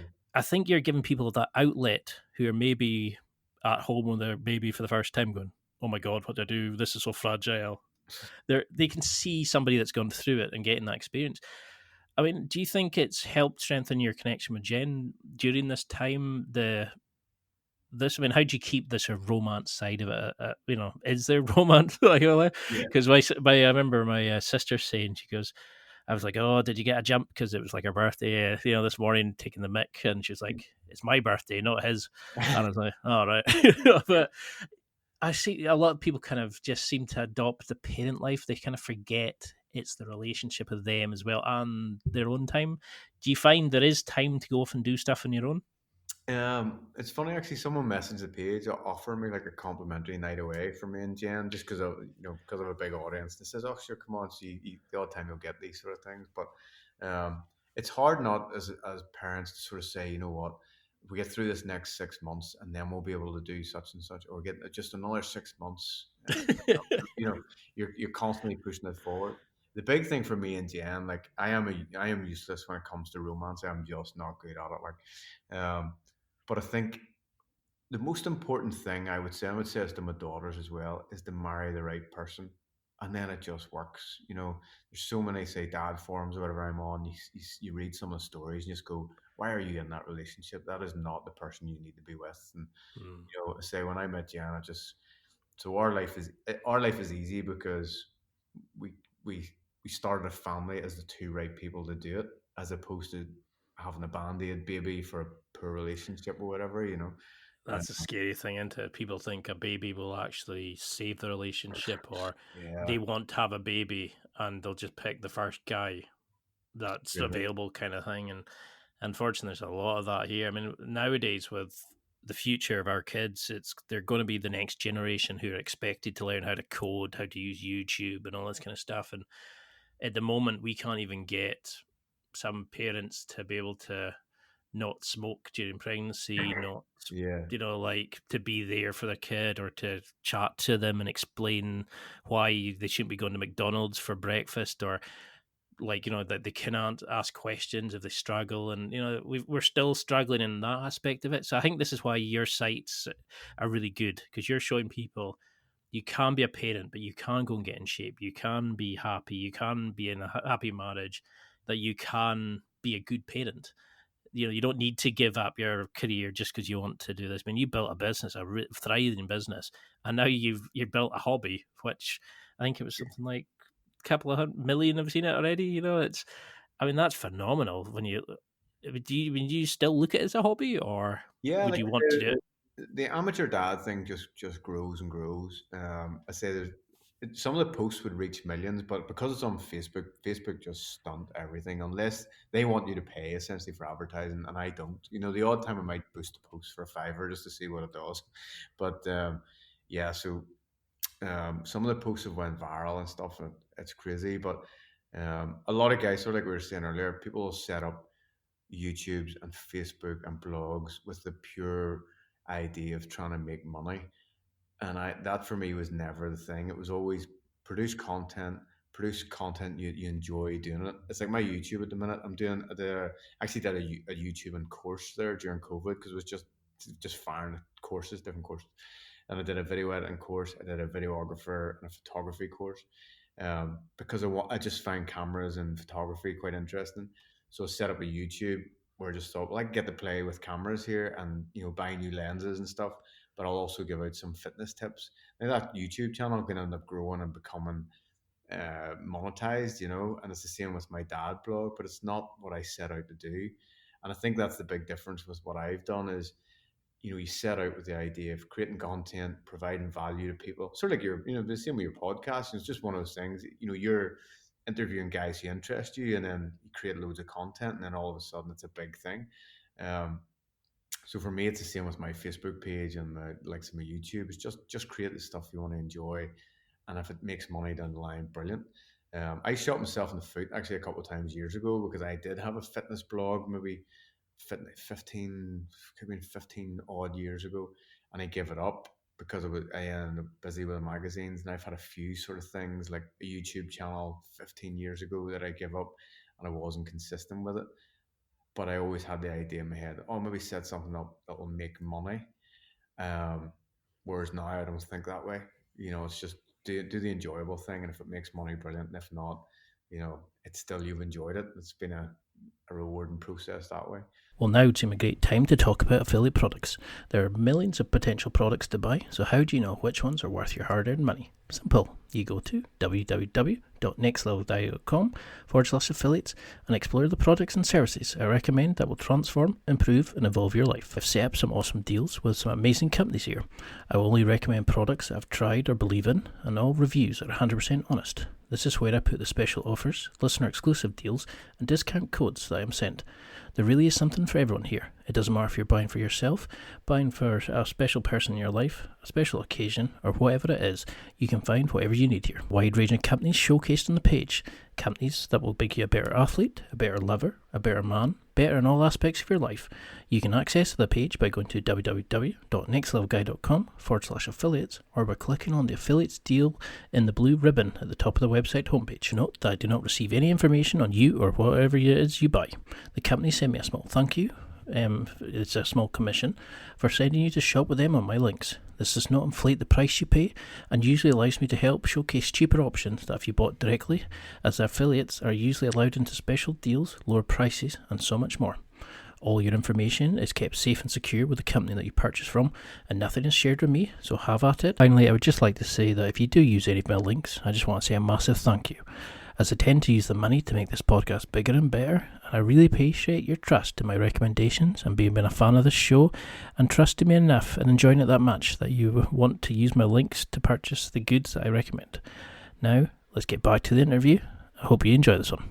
You always learn from anything you do, but it's something that a lot of people are struggling with just now is the whole COVID-19 sort of situation. Have you found anything changes with kids? Because I remember you put up that viral post where, it was like social distancing and the kids had built a fort not to speak to each other. And it's Yeah.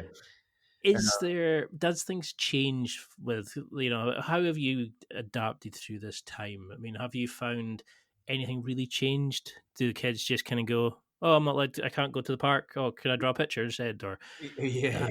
has anything really what did you say to adults who are struggling through this period just now, like new dads, mums, couples, whatever? How have you kind of adapted to this pandemic, or We were very, whatever you want to call it? I say Jan was an accountant. That was her. She was a chartered accountant. So a lot of times for years we are not flash. I have an old car. I've like a 12-year-old Range Rover job. One of these. And all we've done is work and save for a long time. And we kept saying, so we'll save, and then we'll go when the kids are a bit older. We'll do this holiday, and we'll save, and we'll get the kitchen done, and we'll keep saving. So when the lockdown happened for us, it was there like, you know what, we can take time off here. We don't have to work. We don't have to do something quick for our business. It was just like, you know what, we can just take a step back. So I love lockdown because it gave me a chance to build a new website, do a load of courses, plug into the matrix essentially, and just learn a lot of stuff. And then it gave us a lot of time with the kids, so we could go out a lot and whatever. And yeah, the only thing they noticed was, oh, they maybe didn't see their wee cousin or whatever, or the park. They couldn't go to the park. But we're lucky that our kids are 4 and 2, so they maybe didn't notice it in the same way as some of the older kids. Um, but for us, it was just a bit of a holiday, to be honest. It was just nice downtime. And again, you always have to take the positives out of it. A lot of people could have just said, you know what, I'm going to start sitting in the house watching Netflix, drinking, smoking. I train a guy who owns a shop actually, and he said tobacco sales are through the roof, and there's an off license next door to him that literally had a queue non-stop. Their takings were up 50% at least. And whereas for me, I use lockdown. I was like, you know what? I've got the chance to train here. I've got weeks off. Like I've been self-employed 17 years. I don't get a lot of time off. I don't take a lot of time off. So it was lovely to have actual time to do stuff. So I restructured my whole online thing. I got out with the kids loads. Say I learned a few new skills, and yeah, I loved it. I think it'd be a lot harder if your kids are a bit older and they want to do some stuff. But a big thing that my mum said to me when I was a kid, I remember saying to her once, "Mum, I'm bored." And she says, "You're bored? That's a lack of imagination." And it always stuck with me. Like, if you're bored, it's your own fault.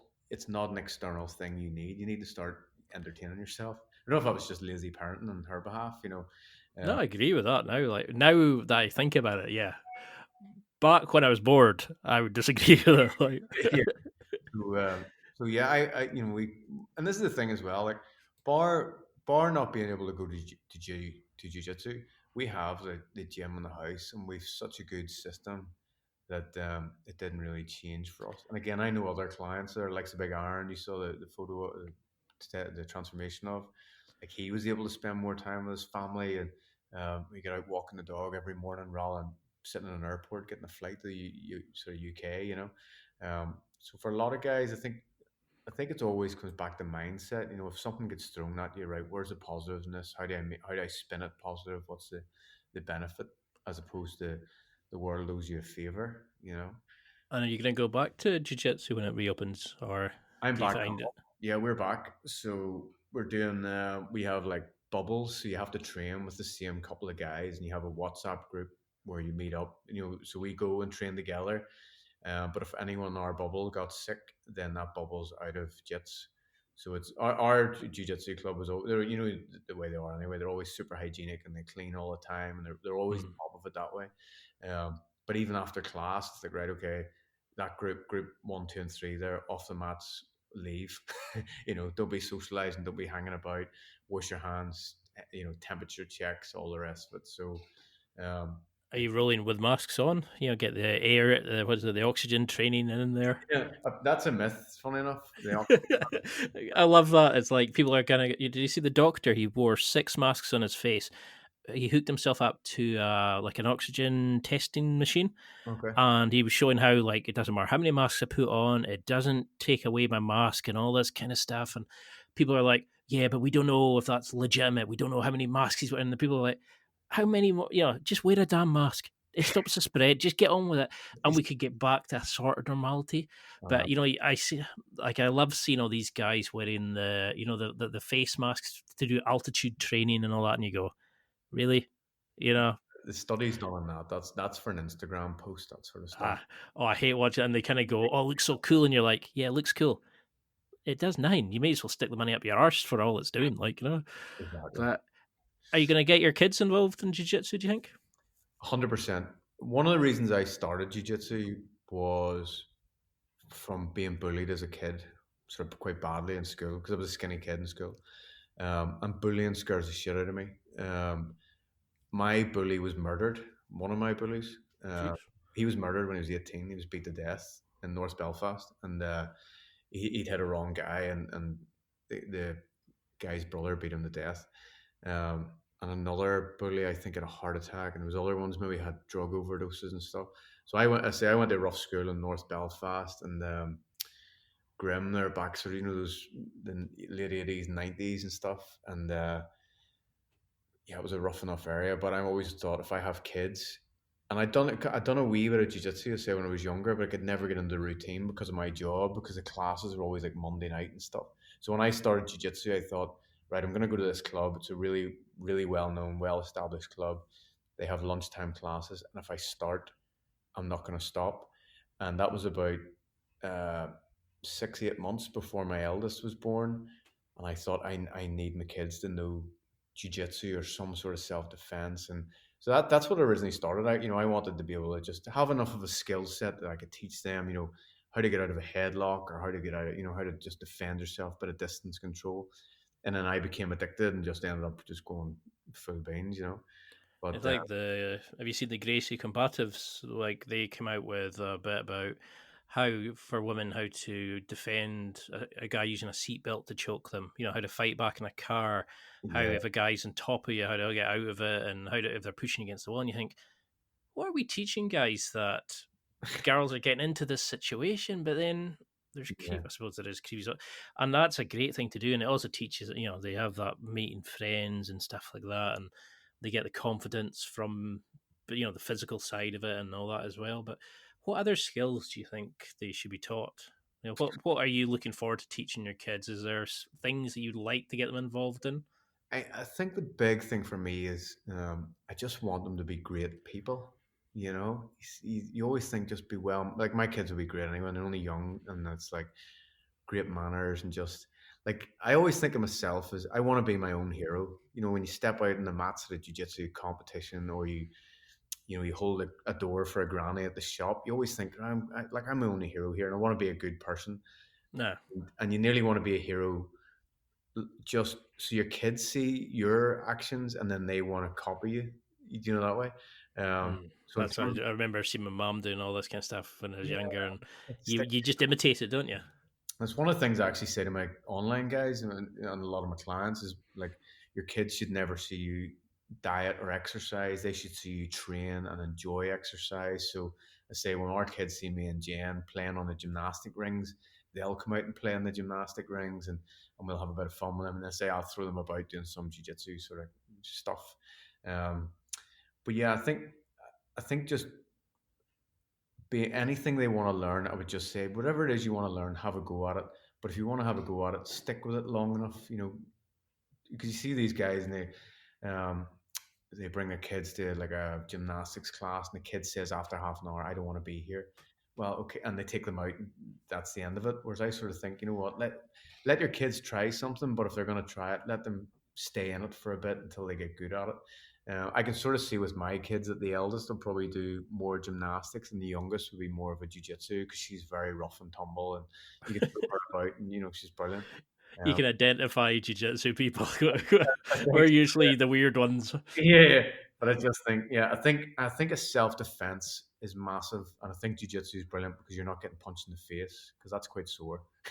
um, but It's amazing, though. You can have that kind of, you can have somebody who's like prim and proper, a ballet dancer, and then you look at the next one and you're like, they're headbutting a wall and like punch, they're doing boxing and all that kind of stuff, and you're like, how are they brother and sister? And you go, oh well, it's yeah, totally. no, So yeah, the martial arts would be a big one, I think, to have, and probably some sort of musical thing because again, what you learn from, say you do a martial art or an instrument, say you pick up like Jen would have played violin, and I titted about a wee bit in the guitar, but you learn that whatever it is you want to get good at, you have to invest time and effort in. And once you realize that, you start to plan it, anything you want to do. If you want to start a business or whatever, it's just enjoy it and put the time in. well, I've taken up far too much of your time already, but I mean, I'd love to have you back on. I mean, I can't believe it's an hour and a half because it was so much fun just sitting speaking to you. I knew you were an awesome guy, but just finding out more about your story really kind of blew me away by how much I wanted to kind of connect with you because I think we go back in the history. I've sent you emails and random things about how to compete and all that in jiu-jitsu. Yeah. Because that's something I'm struggling with is the competing in jiu-jitsu. It's a big thing for me to. I still get kind of anxiety about a lot of stuff, and I've talked myself out of stuff, which I regret now, and I really want to get to that point of just give it a go. And If you you haven't fail, you fail. considered that at all? No, never. And I was set to compete this year, and then COVID. So I don't know. Is that jiu-jitsu have gone? Yeah, we'll wait for him, the super heavyweight guy, because I'll be super heavy, and I'll be in masters, I think, because Yeah. it's for. So I might have a chance if no one else shows up. Because that's my big But mate to say. He won the Masters European twice. He's a four-stripe blue belt now. He's just purple at some stage, but he's 140 kg and can do the splits, can handstand, weighted chin-ups. So yeah, if you're 101 kg, you're fighting him. Like, he uh, can do the splits at 140. well, he's a world champion kickboxer as well, and he does weighted Oh, chin-ups. jeez. So he has athleticism you wouldn't believe for a guy at that size. You go, how is he doing that? It's crazy. You should do some videos with them, like if they're up for it. What I'm gonna, yeah, totally. And I was gonna do it myself on YouTube. I was gonna nearly interview some of my clients because the stories that these guys have, like there's wee Kevin I train with, say British hairdresser of the year a couple of times. He's in his 60s. At 60 years of age and 60 something kg, he had 180 or 90 deadlift. So it was close to triple body weight deadlift. Was doing ring muscle ups. He got a couple of reps, and he actually had a car accident at Christmas and broke his back, broke 7 ribs, edema in the lungs, broke a foot. A few sort of major things. Jeez. And he phoned me actually, and he says, "Neil, you saved my life." I was like, "Right," and he says, they're going to operate my back because there's a break, but because I was strong and everything else, I'm just going to have to wear this corset thing. And he puts a lot of it down to strength training, basically saved his life. So I have a couple of guys. I had another guy, he's a few stone off, fell, dislocated 2 shoulders. I have other guys that came through hip operations. There was a guy I have in on Tuesday who's lost his brother in car crashes. And, they come to me for as much the therapy as it is the lifting weights. But the guys I have around me now, I'm very lucky that you sort of build that network and tribe and just I don't work for a living. I live the absolute dream. It's taken me a long time, and this is the thing. A lot of younger like fitness guys would ever see me and go, "Oh, I'm going to do what that guy Neil does," or "I want to get to that stage." It's like this has taken me a long, long time, and I've made a lot of mistakes in the process. But I've got here. It's only now, like, so I turned 40 in April, and I literally woke up the other morning just thinking, I've got my shit together. I can see the light at the end of the tunnel. It just took such a long time. I'll let you know if I ever find mine. I'm telling you. But yeah, in terms of jiu-jitsu, the competing, like I'll not lie. I still shit myself going to competitions. Especially like you're going down, it's your peers are watching you. You might get hurt. I snapped my bicep off a couple of years ago doing gymnastics, and I remember competing. My second competition after was the British. I did the British after. I snapped my bicep off in gymnastic rings, and 2 days later I went to jits and just sparred because I thought, well, I'm doing my surgery anyway, so I'll just just Just get a session. and Because that, yeah, I was still able to do it. But the jiu-jitsu thing, like this is the thing, like it's shit because the anxiety, you see competitors or whatever, and you think, oh, how come that guy's not anxious? How come he's not pooping his pants? We are, we all do. I've maybe done double digit comps, like probably like 12 or 13, and I've won a few, lost a few, but the anxiety is still a real thing. And it's funny, some of my best, my last jiu-jitsu comp was purple belt masters Irish last year, and I got beat. Now I didn't get tapped, but the guy that beat me went on the armbar again in the final in about 30 seconds. He was pretty slick. He couldn't catch me, but I remember thinking at the time of my composure, and that was the difference. So I wasn't even thinking about the jiu-jitsu. I just thought, I'm able to breathe here. I'm able to think. I'm able to do jiu-jitsu. Whereas the early comps, you have the adrenaline dump and you do a load of stupid shit. And there was one time when I was a blue belt, I just did a comp. I remember my first. I won I won the Dublin Open as a white belt, right? And no one scored a point on me. I subbed again in the final with a bow and arrow choke. I felt brilliant. I was Bruce Lee, and I did my first blue belt comp. And the guy I went up against, I had a panic attack in that fight. Like, just my balls dropped. I was a blue belt. I felt out of my depth. I didn't deserve to be there. And I was up against this guy, and he just looked like he had his shit together. He had a load of patches on, and he had the Beats by Dre headphones. And I thought, this guy's done a lot of comps, you're battling with yourself. It's a constant mental game of, I'm not good enough for this. He's gonna beat me. Or what if I look stupid? My coach is watching. All my mates are watching. Someone's videoing it. Oh, I'm gonna end up on Facebook. And you have this thing.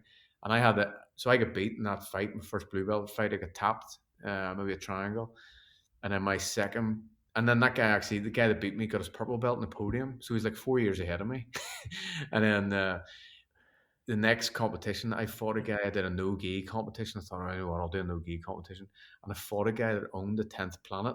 And I didn't train no gi at the time. I still don't. I was like, oh, sick. And I got caught. I got caught in a counter. And in my next comp, I competed against a guy, and I saw him tap a guy at a previous competition. I knew he was slick and shit hot, and I thought, I'm just gonna keep getting emptied here. Blue belt, I just don't deserve it. And I beat him by an advantage, right, in the first round, and we had a round robin. So I fought him again. 2 fights later, I fought that same guy and beat him 20-0 and just destroyed him. And I couldn't tap him. And 20-0 is not great in jiu-jitsu because you've moved too many positions. Ideally, you want to beat him 8-0 and sub him. But once I won that comp, the next comp I went to, I think I triangled the guy. And the comp after that, I won the Irish Nationals in like 30 seconds with a triangle and just felt I got a bit of momentum. But it's just win, lose, or draw. You do a comp and you come away from it and you learn something from it. And I found my jiu-jitsu progressed a lot quicker than anyone else because I threw myself in at that. And a sweep that I didn't get in a competition or a sweep that I did get, then you knew that sweep worked or didn't work because the guy that you were sparring against. Because if you go into a club and you spar with someone, and you get something on them, so say you're blue belt, Ian, yeah. Mm-hmm. So say you go in and you catch a purple belt and you think, I caught that purple belt and I'm getting pretty good. But that purple belt's maybe rolling at 40% and you're going at 90%. Whereas if you can go to a comp, and this is the thing, you go to a comp and you get caught by someone, you go, I need to work on that bow and arrow defense or that armbar defense. Or if you catch someone, so I've subbed a couple of guys in comp, and it's the nicest feeling ever because that guy is at my level. He's going 100%. He's trying to take my face off, and I've just subbed him. So my jiu-jitsu is effective in this, and it's getting better. And you come away from it, and you start to look at jiu-jitsu different. So the comps change. You say, I still get nervous. No, still, if I'm doing my next comp, I'll still get anxious because I haven't done one. Just with just the way it's went. But um, you give yourself that wee bit of a pat in the back, and then you start to take the positives out of it, and you build on it, and then you find your jiu-jitsu gets better, as opposed to maybe just a hobbyist club goer who never tests it. The other side of jiu-jitsu is, I say, I want it from a self-defense point of view. I've got a family. I'm conscious if someone breaks into the house, I need to be able to deal with that. And by doing competitions, men aren't used to this. You're not used to the adrenaline dump. You just don't get it. So the fact that you can put yourself out there and get the chance to experience it, and you don't get punched in the face, so it's like it's a great way to test it. Because that's what I struggle with. Like, I'll find myself sometimes in a role, smashing through people, pressure passing, I'll be a beast. And then there'll be times I'm just not feeling it. And I'll find myself talking during some roles because it's like I'm trying to make a joke and throw in a bit of humor rather than just, giving it my best. And I read a really good quote the other day, and it said, you need to learn how to fail. And it's like, I think that's what I was doing. I was stopping myself from getting tapped, but not try to teach myself to defend it. And then I've seen all these people who go into their first comp, and the old bullied version of myself, the old like comparison of other people version of me, I was immediately going, oh, look at her. She's done her first competition and she's got gold.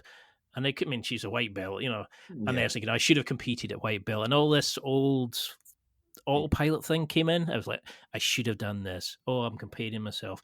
And it keeps coming. And it's something I still struggle with now. I mean, I was bullied in primary school, and I still see the guys every so often. And, they've completely forgotten about it. But to me, I think sometimes a lot of my habits still stem from it. And totally. I'm almost 40 and I'm still doing it. And that's what I think I'm trying to learn. It definitely got better from jiu-jitsu, but the podcast really helps. And speaking to people like you Oh, who who teach me about this, and you're admitting what a lot of people don't like saying. I go in panicking like hell, I did it, and it makes me now go, yeah, why not just go give it a go? Why not have a bit of? And I think that's the problem is we blow this shit way out proportion. I think we're being judged, and the a big lot thing of time, is, see, as an adult, if you don't want to do something, you can very quickly turn around and go, "No, I'm not doing that," and you have a choice. Whereas one of the things I think has definitely helped my personal growth is going, I don't want to do that, but fuck it, I'm gonna do it. It's like giving birth on TV on that labor. It was always a random one, or stepping on the mats at a competition, and you're going, what am I doing here? Why am I doing this?" But then it's the same with you. Like when I joined my jiu-jitsu club, our coach, our professor Graham, is trained under so Roger Gracie and Mauricio Gomez. So for those that don't know, Roger's 10-time world champion, best jiu-jitsu player ever. Mauricio was his dad. Mauricio was my coach's coach, and he used to come over to the UK and stay with Graham. So Graham would have rolled out in the garage with Roger for years. It's crazy. They have a really tight bond. So when I went to jiu-jitsu and I was a new white belt or whatever, strong and powerful, and I was rolling with Graham, a man in his 40s, and I was then going having to throw up after 3 minutes. And they were all mocking me and going, I thought you were a fitness guy, you were a personal trainer, what me in there throwing up. And I went back out, and I threw up. I think I threw up 6 or 7 times my first year in that jiu-jitsu club, and I was famous for it, just having to run off, and because I was using a lot of strength and a lot of tension, didn't want to give up. And it was funny. I rolled with Graham there just before COVID, and at the end of a roll, he can't catch me now. I've given him a wee bit of a hard time, and he was lying on his back, busted, and I bounced up and called out the next guy for a roll. I remember just thinking, "Fuck! If you'd have showed me myself now years ago, I yeah, wouldn't have believed you." And that's the way I sort of think about it. It's like, what can come if you just get through this awkward phase? How much are you going to grow? It was even like having a business mentor last year. So there's other guys who've been in the game a long time, even a couple of years, and they'll think, "Oh, I'm doing this the way I'm doing it, therefore it works." And for me, it was like, I'm doing something so long that I need someone else to have another look at it to see I'm doing the right thing and working to improve it and everything else. And I'll go and pay a lot of money for that just because it's personal growth. And I think that's the thing for um, why I'd be quite good at a few things, but it's purely because I always see, like, if you're not growing, then you're just in the same spot. So why not learn some new skills? Like I say, the minute COVID kicked off, I'm like, oh, I want to learn how to use a camera properly and how to build a website and how to, and you just start layering up all these skills. But that comes from being uncomfortable. And I say as the clients, like the biggest motivation, what, we say, what is motivation? Motivation to me is inspiration or desperation. So some things will inspire you to do it, and other things it's desperation. But um, by putting yourself in shitty positions, I think they can just inspire you to end up in a better place. You know? Oh, you're talking to the grown up version of me now. I'm like, yeah, I want to do it because the wee kid of me's going, oh, but, and I'm like, no, you're Yeah, doing it, you're doing it, you're doing it. And I think that's the good thing. You're being a dad to everybody who's maybe needs to be taught how to be a better parent. You're showing people how to be dads, but you're also you know you're showing you know what I mean? Though you're kind of teaching people about more than just being a dad or like how to raise kids. You're also teaching them about jujitsu, about running the business, about coaching, and there's a lot of stuff insights in there that blows people away. That they kind of go like they come away with more than just the humor of it, and yeah. I think that's what kind of pulls it. What I mean, is there anything that you like? What's the proudest moment of you being a father so far? What's been the thing that's really stuck, or is it like them the first drawing they've done, or the first time they've come on the rings, or do you find you're just getting blown away every day? You know, is being a parent the kind of a joy that just keeps giving? Or has there been something that really sticks in your mind that they've done? I think it's like that sort of thing I was saying earlier, where at the start it's okay. It will be a bit shit, for new parents or whatever. But our kids now, I say they're 4 and 2, and me and the wife, me and Jen, are sometimes in the kitchen. Will be buckled. The tears will be tripping us because the kids will just come out with something hilarious, and you just think, where does she get this from? It's just funny. In terms of me, like it's not so much that you would see them do something, but it's manners. I'm always really impressed with kids with good manners. I think it's so important. We Kevin would own the salon. He would mention that the other time because a lot of kids come in and with their mom and dad or whatever, and they're maybe on an iPad or on a tablet or whatever, and they wouldn't even lift the head from it. Whereas if a kid's got good manners, you really notice. And that to me when they say, "Oh, thank you," and I'm like, "Oh, you're welcome," and they pick up sort of good manners. That's I say the just having healthy little humans who are good people sort of blows me away. Not so much what they've maybe created or built or whatever with toys, or it's just seeing good humans, and you just know that what the foundations are good here. I think they'll grow up to be good teenagers and good adults, and good parents themselves. Because it's quite amazing, like, my mom will say things like that she remembers her parents doing, and you can see the sort of like, the foundations that are taught in a family, and you can normally tell like if that kid's like that, then the parents are gonna be like that, then maybe the brother would be like that, and you kind of judge sometimes people. Totally. Like you kind of, and I know what you mean. It's like when you go in and you see a little shit of a kid, and you think, yeah, it says more about the mother than it does about the kid because the kid's been allowed to think that's acceptable.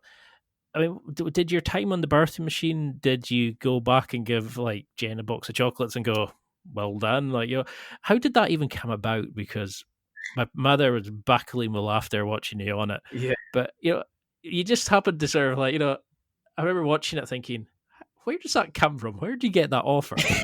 Yeah. How did you even get into that predicament, shall we call it? Yeah, so again, it was purely just a phone call. They wanted me and Jen down originally, but Jen was going to look after the kids, and Jen was like, "You know what? You go." Jen sort of just, I come off these ridiculous things, and Jen just sort of goes, touch and rolls the eyes. But yeah, it was just purely because the Facebook page, the amateur dad, had a bit of traffic and a bit of traction, and they thought, who's good for this? And yeah, I was able to just jump on board with it sort of last minute. The machine itself, it was funny because I ended up sore for about 4 days after, because Jeez. they linked this on to me, and you got a chance to gradually build it up and build it up. And you got a wee bit of, oh, okay, there's a sore, but then they were maybe off air for a bit, or they were doing like another segment on the show, and then they go, okay, right, back to Neil in the studio, and then they crank it up, but you weren't used to it. It was okay when you got to build up and build up. Um, and I tell you what, I was sore for a couple of days. So on a like scale of 100, I think I was on like 60 or 70 on the machine. It wasn't even cranked Jeez. right up. Um, Whereabout did they put the electrodes? it's Like, all please say it's not on your taint. no, it's it's all abs, all in your stomach. And then Jamie Dornan's dad came in. He was like a GP, I think. Jamie Dornan did the 50 Shades of Grey. Mm. He came in and it was sort of chatting to Stephen, who was sort of hosting the show about it, and says, "Yeah, you might even get to feel the physical parts of this, but you're not getting the mental parts." Like when Jen gave birth, and that's what I said on the show. This is just for Jen, a bit of crack, but Jen was just gassing her, hard as nails, just bopped the kids out. Jesus. Second kid was our youngest, was a water bath thing. We'd originally wanted that for our eldest, but because she was premature, they don't give you the water bath. It's only if you're in a certain window and a certain date.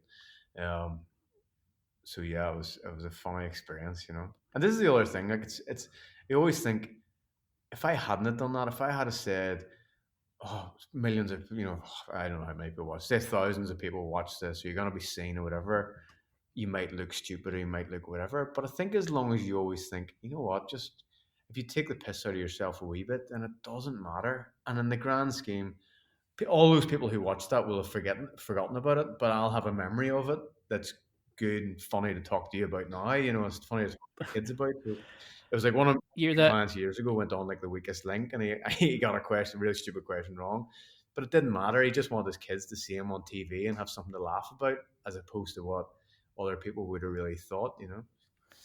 Well, you're definitely the first person I've ever interviewed who is given birth on live TV. Let's put it that way.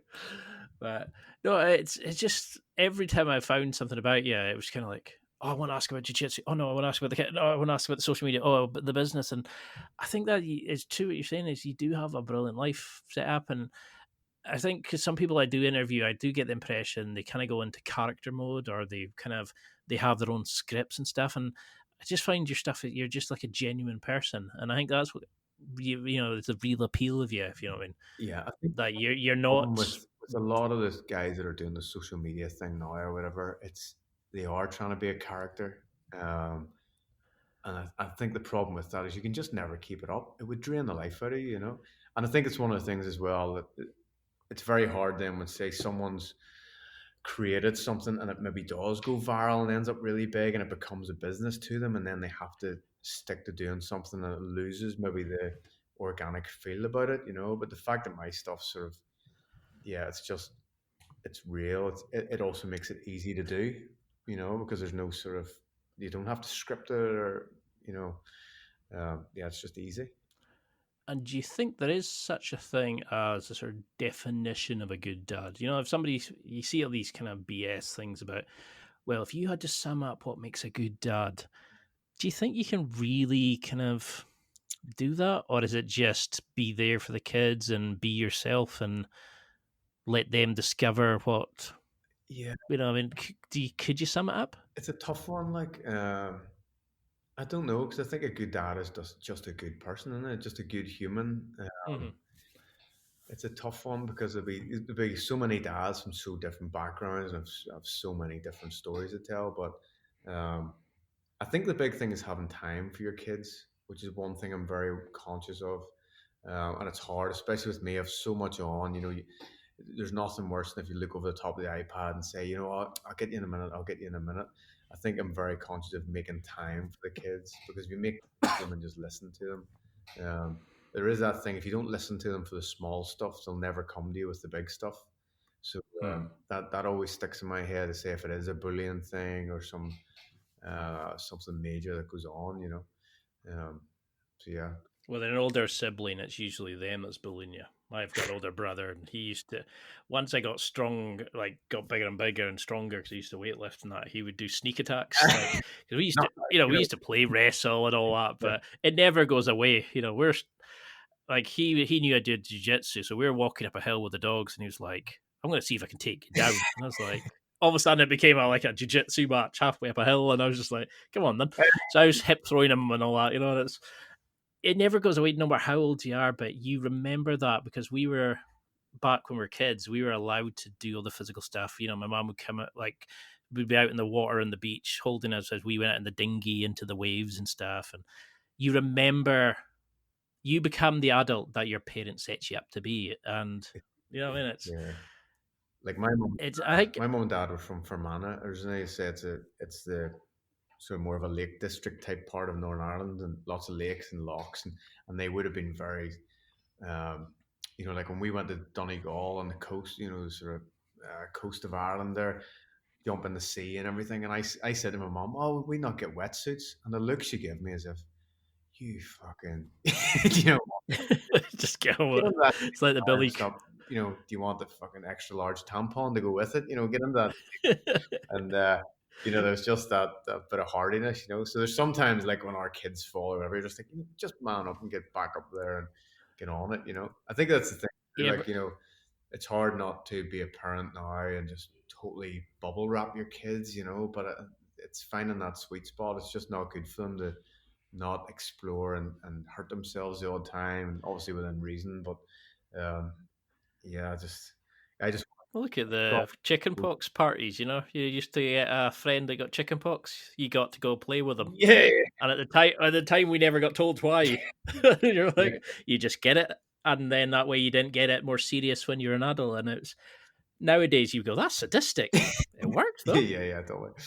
What would you say to people like listening? Like if you had to get them to sum up this as like I don't know, like a sort of go home message, I suppose is calling it. But what would you say to them is their like if they had to take three things from it, or what would you want your key points to be? Okay. Um, It's very hard, I know, after an hour it's off, hard but because the thing for me is to probably take a risk on the thing you enjoy would be a biggie, because the thing you enjoy could end up being your business, or you could end up living the dream from that thing. So I think it's so easy to have like guys stuck in an office and they work 9 to 5 and they hate it or whatever, but it's paying their mortgage and paying their bills. And I always think, you know what, you can always sell your house, downsize, start a business, take the risk. I saw a guy murdered actually when I was young. He was shot in the face in Belfast, and we were driving home, and I was about 17 or 18, and he was dead. He was alive one minute, he was dead the next, and it was a bit horrific, obviously. And I'm very aware of, you get one shot at life. You know, marry the right person, do the job you want to do. You get one shot at this. People think that they just go through the motions with life, and they don't take chances. They don't go on TV giving birth or whatever. So I think that would be my big thing, and where it's like, just learn to absolutely love every day. Like, I wake up every day and just go, fuck me, this is amazing. And people say to me, says, well, you've seen some actually pretty bad shit, or you've been, had a hard enough time maybe when you were younger, well, it was bullying or whatever. I'm like, yeah, but I'm alive today, and there's a lot of guys haven't had the opportunity.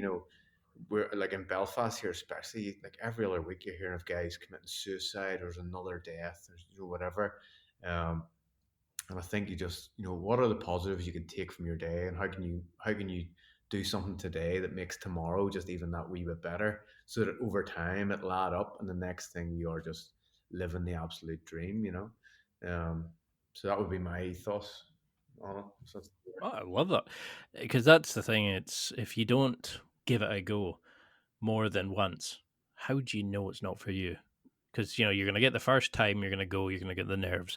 The second time, you're going to go, oh yeah, I remember how to do this. And then by the third time, I think you can kind of guess by that point if it's for you. If you're still like clinging on to the lamppost outside, then it's maybe not for you. But I mean, are you happy now? Do you think with the way things are going, would you prefer to still be doing like the writing for Men's Health? And if you look back now, would you have changed anything, or do you love life the way it is now? yeah, so when I did Men's Health, I was a personal trainer, and I beat a few thousand guys and got into the cover model competition that Men's Health held every year. So I was like one of the Irish guys that got over. He went over to London, and I never got the front cover, but they offered me the job as their online fitness editor. And I say I wasn't a writer, but I got quite good at answering questions, because I had a fitness blog of my own at the time, and Men's Health were sort of aware that I'd been writing a wee bit of fitness. So for them, it was easy, because I was able to write a wee bit, and I knew my fitness, whereas a lot of other guys maybe really knew their fitness but couldn't write, or they could write really well and didn't know their fitness. So I sort of had that sort of bit of a sweet spot. Um, And I loved that when I did it. You know, it was great for my sort of CV, and it was a great sort of time. Um, but I think I say I grew it. I remember writing articles on my phone for like 80,000 people, and I was literally doing it on my phone at lunch break, just off the top of my head and stuff, because you were just so consumed by fitness all the time. And so anything I've done, like I had a nutrition business with a friend. I ended up selling him the sort of name and stuff, and he used it to open up my gym. But like that failed for us. I had a bit of a breakdown during it, where if you joined one of the big gyms here in Ireland, you essentially could pay and go through a process I had built. Um, but it was all sort of, it was hard to do. We tried to build it while also working as personal trainers, and it failed. And it had the chance to be a multi-million pound thing, but for me, it was going to kill me, because of the stress of it. And so I took a hit and walked away from it. So I have failed at loads of stuff. And I suppose I just keep coming back at it. I wrote for other magazines, and you know, you do bits and bobs, and then over time, you learn, you pick all the best bits of the stuff you really enjoyed, and you forget about the other stuff that maybe didn't quite work, and then all of a sudden you end up with a go to system. So, what's your opinion then on like these fad diets like 5-2 and intermittent fasting? And well, I know that's not fad, but Yeah, what would you say to people who then are listening and thinking, "Oh, this is brilliant"? I'm going to write Tim and see about if I can get some online coaching with him. I'm going to definitely sign up and read up, like the amateur dad stuff. But what changes could they make, say, this week alone in terms of their diet? Would you get them out walking every day for 10 minutes after eating, or would you how can they start ramping up their fitness and okay. cleaning up their diet, making the small changes? Have you found anything that the hacks, the work, the transformation Jen made was amazing, but to see the small changes she made was brilliant. Totally. What kind of things would you get them doing? Well, in terms of the diet sort of stuff, I don't do the diets. Like when I was younger, I would have tried diets or would have played with diets. The problem I say with the diet is if you're on a diet, you're potentially off a diet, and that's never a great thing. Um, what I generally say to clients is that a lot of people are same for myself. I'm at base level, and if I want to do a photo shoot or a jiu-jitsu competition or whatever, I'm not that far from the peak. Where if I want to ramp up my nutrition, maybe go a wee bit more aggressive in my training, I get to the peak. But a lot of normal guys aren't at base level; they're at sea level, and they go from sea level to base level is not this, or sea level to base camp is not the same as going from base camp to Everest. You know what I mean? So the sea level to base camp is essentially just improving your habits. And if you're doing a diet, a lot of time that's not going to improve your habits. You're just following a system that has the potential to fail. So I know a guy does intermittent fasting and it works brilliant for him. And as a coach, I go, that works for you. It suits your lifestyle. It's sustainable. You enjoy it. Therefore, that works for you. And this is what coaching essentially is. Coaching is taking all the information and experience and looking at the guy you have in front of you and saying, yeah, that'll work for you. So, for example, I might have a guy there and you might say, oh, I do really well on low carbs. Okay, you do, let's go with that. But ketosis or low carbs, and his wife might want to try it, but low carbs aren't great for females because it affects their cycles and everything. So a lot of the nutrition sort of stuff is think about, am I going to be able to do this in 6 months? So when people say, oh, I watched a show on Netflix and I've went vegan, or I've watched this and I'm going to take out all my carbs, I'm going to do the intermittent fast and whatever. And I'm always like, are you going to be able to do that in 6 months? Probably Yeah. not. Yeah, and if you're not able to do that in 6 months, then it's too big a chunk. A chunk. You've tried to go from sea level to Everest without finding a base camp first. Um, I love that way of looking I at love that, and I think I'm nearly sure I made that up myself, and I haven't stolen that from someone, which is rare. it. I'm nearly sure that was one of my own analogies. Um, But it actually makes sense to kind of, it makes you understand what you mean, because some people kind of go, I don't know what you're on about, like 60% and 80%. But to actually say, they go, right, starting from like the bottom lip, right, going up the top, and you have to set up your established, like get your hooks in before you start climbing. And right.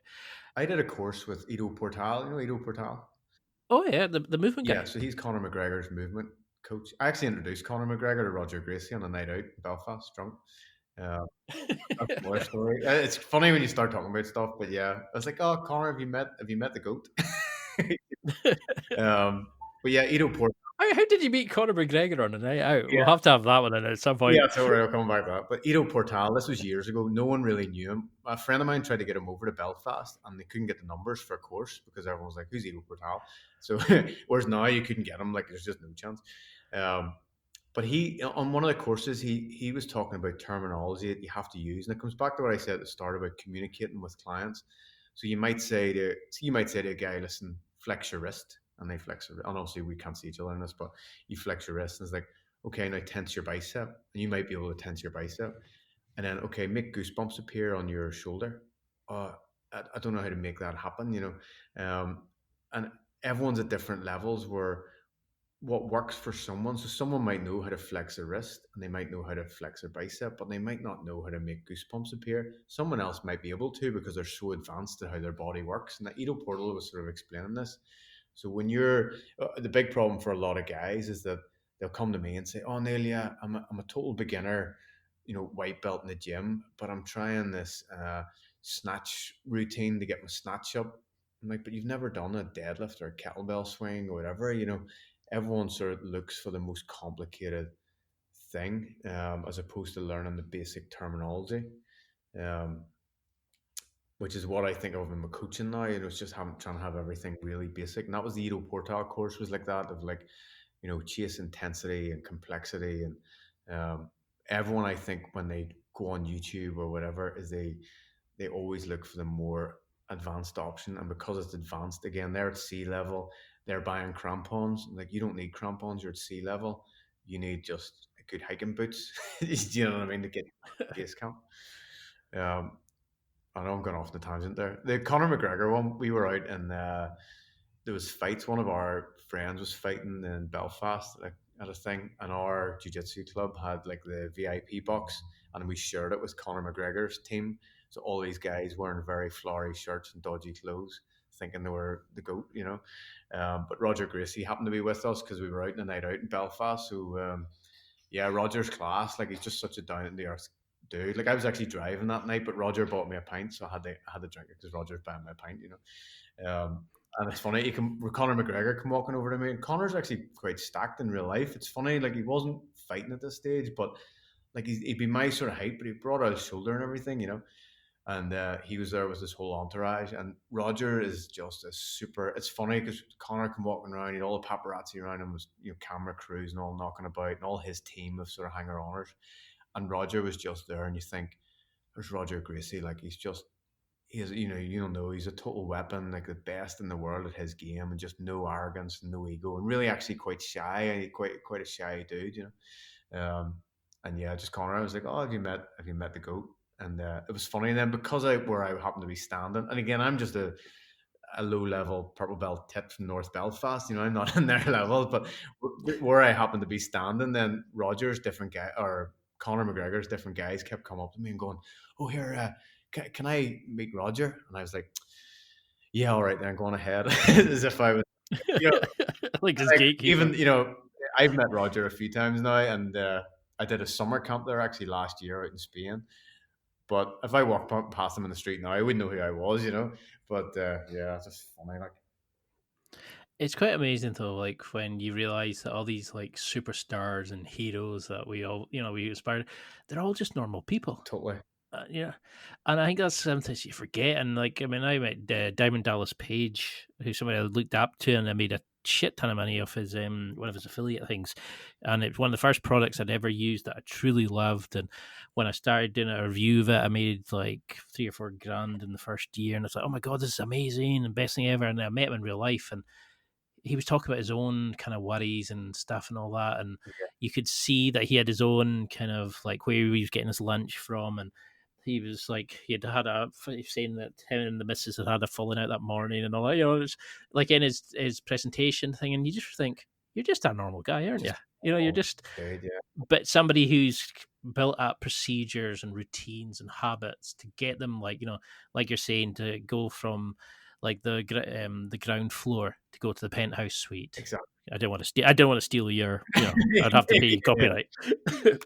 But you know, and it's like you realize that they've just figured out a way to consistently make those changes, make that small things to get the best thing, and then they've become themselves and just play maybe a bit more of a what do you call it, like a bit more of a dramatized character of themselves. And, Themselves at a higher level, in when they've got the paparazzi and all that kind of stuff. But when you meet them on a night out, they're just normal people. And I'd love to have Connor on at some point because I think his self belief and his jiu-jitsu and his training and all that would be great. He then does some interesting things, shall we say?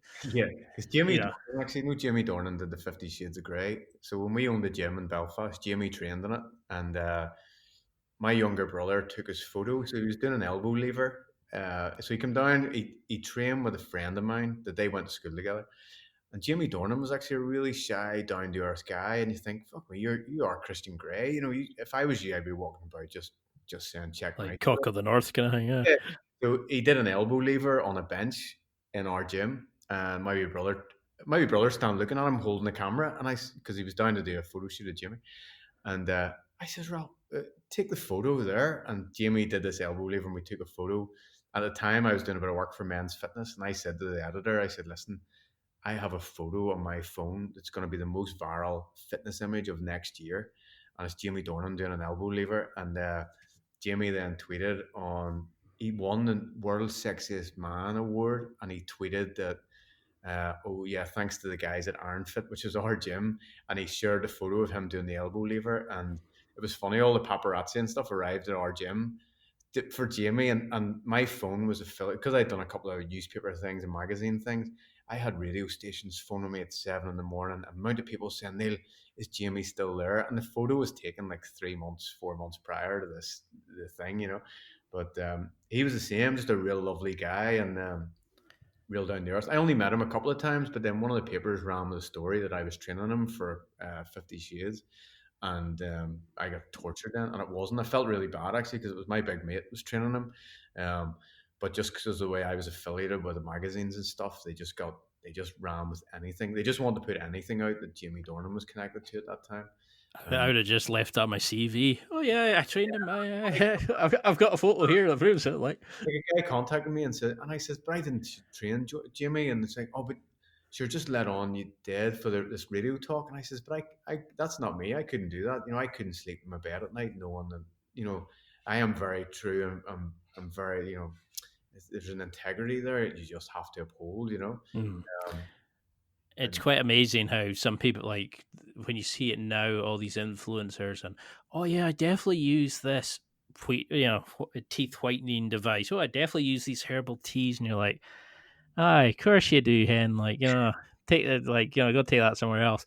Because how many of them, like, they're either all constipated with the nastiest teeth in the world, or like, you know, it's like the guys that tell you, like, oh, but if you follow my guide, I can teach you to make £40,000 in your first night on, like, yeah, buying stocks and shares. And you're like, if you were making that kind of money, why the fuck would you be teaching me to do it? Why would you want other people, like, taking down the stock prices and that? It's exactly. just, I But think you have to have that level of integrity, don't you? I get offered bits and bobs the odd time, and through my dad blog and everything else, and it's legit. Like it's if I don't use that product or I don't believe in it, or you know, then I'll not. It's like I have a mate actually, one of the guys I know is torturing me about one of these sort of supplements, MLM schemes, and he's like, "Oh, but Neil, you know, you've such a big audience now." I'm like, "I don't agree with what you're doing. I don't agree with that product, and you're tying yourself to a brand there that you just don't know if they're the right. Because if that brand, it was like CrossFit recently. I used to do a bit of CrossFit years ago, and the CEO of CrossFit made some statement that was to do with Black Oh, Lives yeah. Matter or something. There was like what 2,000 affiliates left the next day who pay like $3,000-4,000 a year to be part of CrossFit. Um, so it's just like, you know what, you just if you're gonna put a brand up or whatever, like I would love to work with a brand down the line, but it would have to be like if Red Bull approached me and said they want to pay you £1 million a month, yeah, it's hard to walk away from that. But on the other side, I'm not a big fan of energy drinks, so it's like you know you have to sort of stay true to yourself, you know. Um, Well, you see, like, you look at these race car drivers, they come out, and I'm surprised they're not tattooing their chests and their foreheads, and they're just like a walking dildo. Like, it's just like, and they must sit there and go, oh, I've got to have this drink with the label faced this way. And, Yeah, you see these like Kardashians and all that, and they're just, mind you, when you had kids, which try and make her a billionaire by giving her money, to become the first self made billionaire. And you think, what is going on with this world that these kids aren't thinking, well, how do I start making money to be like her? true. I read But a I'll give her money to do that. It's like, what the hell? Yeah. I read a great quote somewhere a couple of years ago. It says something like, and you know what statistics are like, but it was like 40% of the jobs our kids will have haven't been invented yet. And when you hear that, I just go, oh, how can they go through the school process now the way it is and not be learning how to, deal with, you're learning to, you're training someone for a job that doesn't even exist. Like, where do you even start with that? Well, how scary is that though? Like when they say to you, "What do you want to be?" and you're like, something that's not even been invented yet. Like, can you imagine you went to your guidance teacher? Like I said, I wanted to be a professional footballer because I had no idea, and I Yeah, worked in education for what am I 7, 8 years, and I just kind of fell into it. But it lets me pay the bills and then have enough money to do jiu-jitsu, but also to build my podcast on the side. yeah, I could have gone offshore for 2 weeks at a time, and have 2 weeks on, 2 weeks off. But then you're stuck out there, not able to create content for 2 weeks. And I'm not great at building like time off to do all this kind of stuff. yeah, So yeah. I need to have my free time, and there are ways of doing it. You can be a dad working full time with the kids and be in shape. You just got to figure out the habits and routines that work for you. And I think that's where you come and play because you're showing it's possible. I mean, Jen's transformation was amazing, but she's showing that she can be a working mom with small changes. You don't need to be eating just celery and stuff like that. You can have your sausages and your wine and that. Yeah, it all comes down to knowledge and experience. And when guys come to us for coaching, it's because they haven't time to invest the way we did into the mistakes that I made. So they'll pay for it. Do you know what I mean? And they essentially want the cheat codes. So that's to me is what coaching is. I say with my photography, videography stuff, I love spending hours dicking about and making mistakes and whatever, but I get a lot of enjoyment out of that.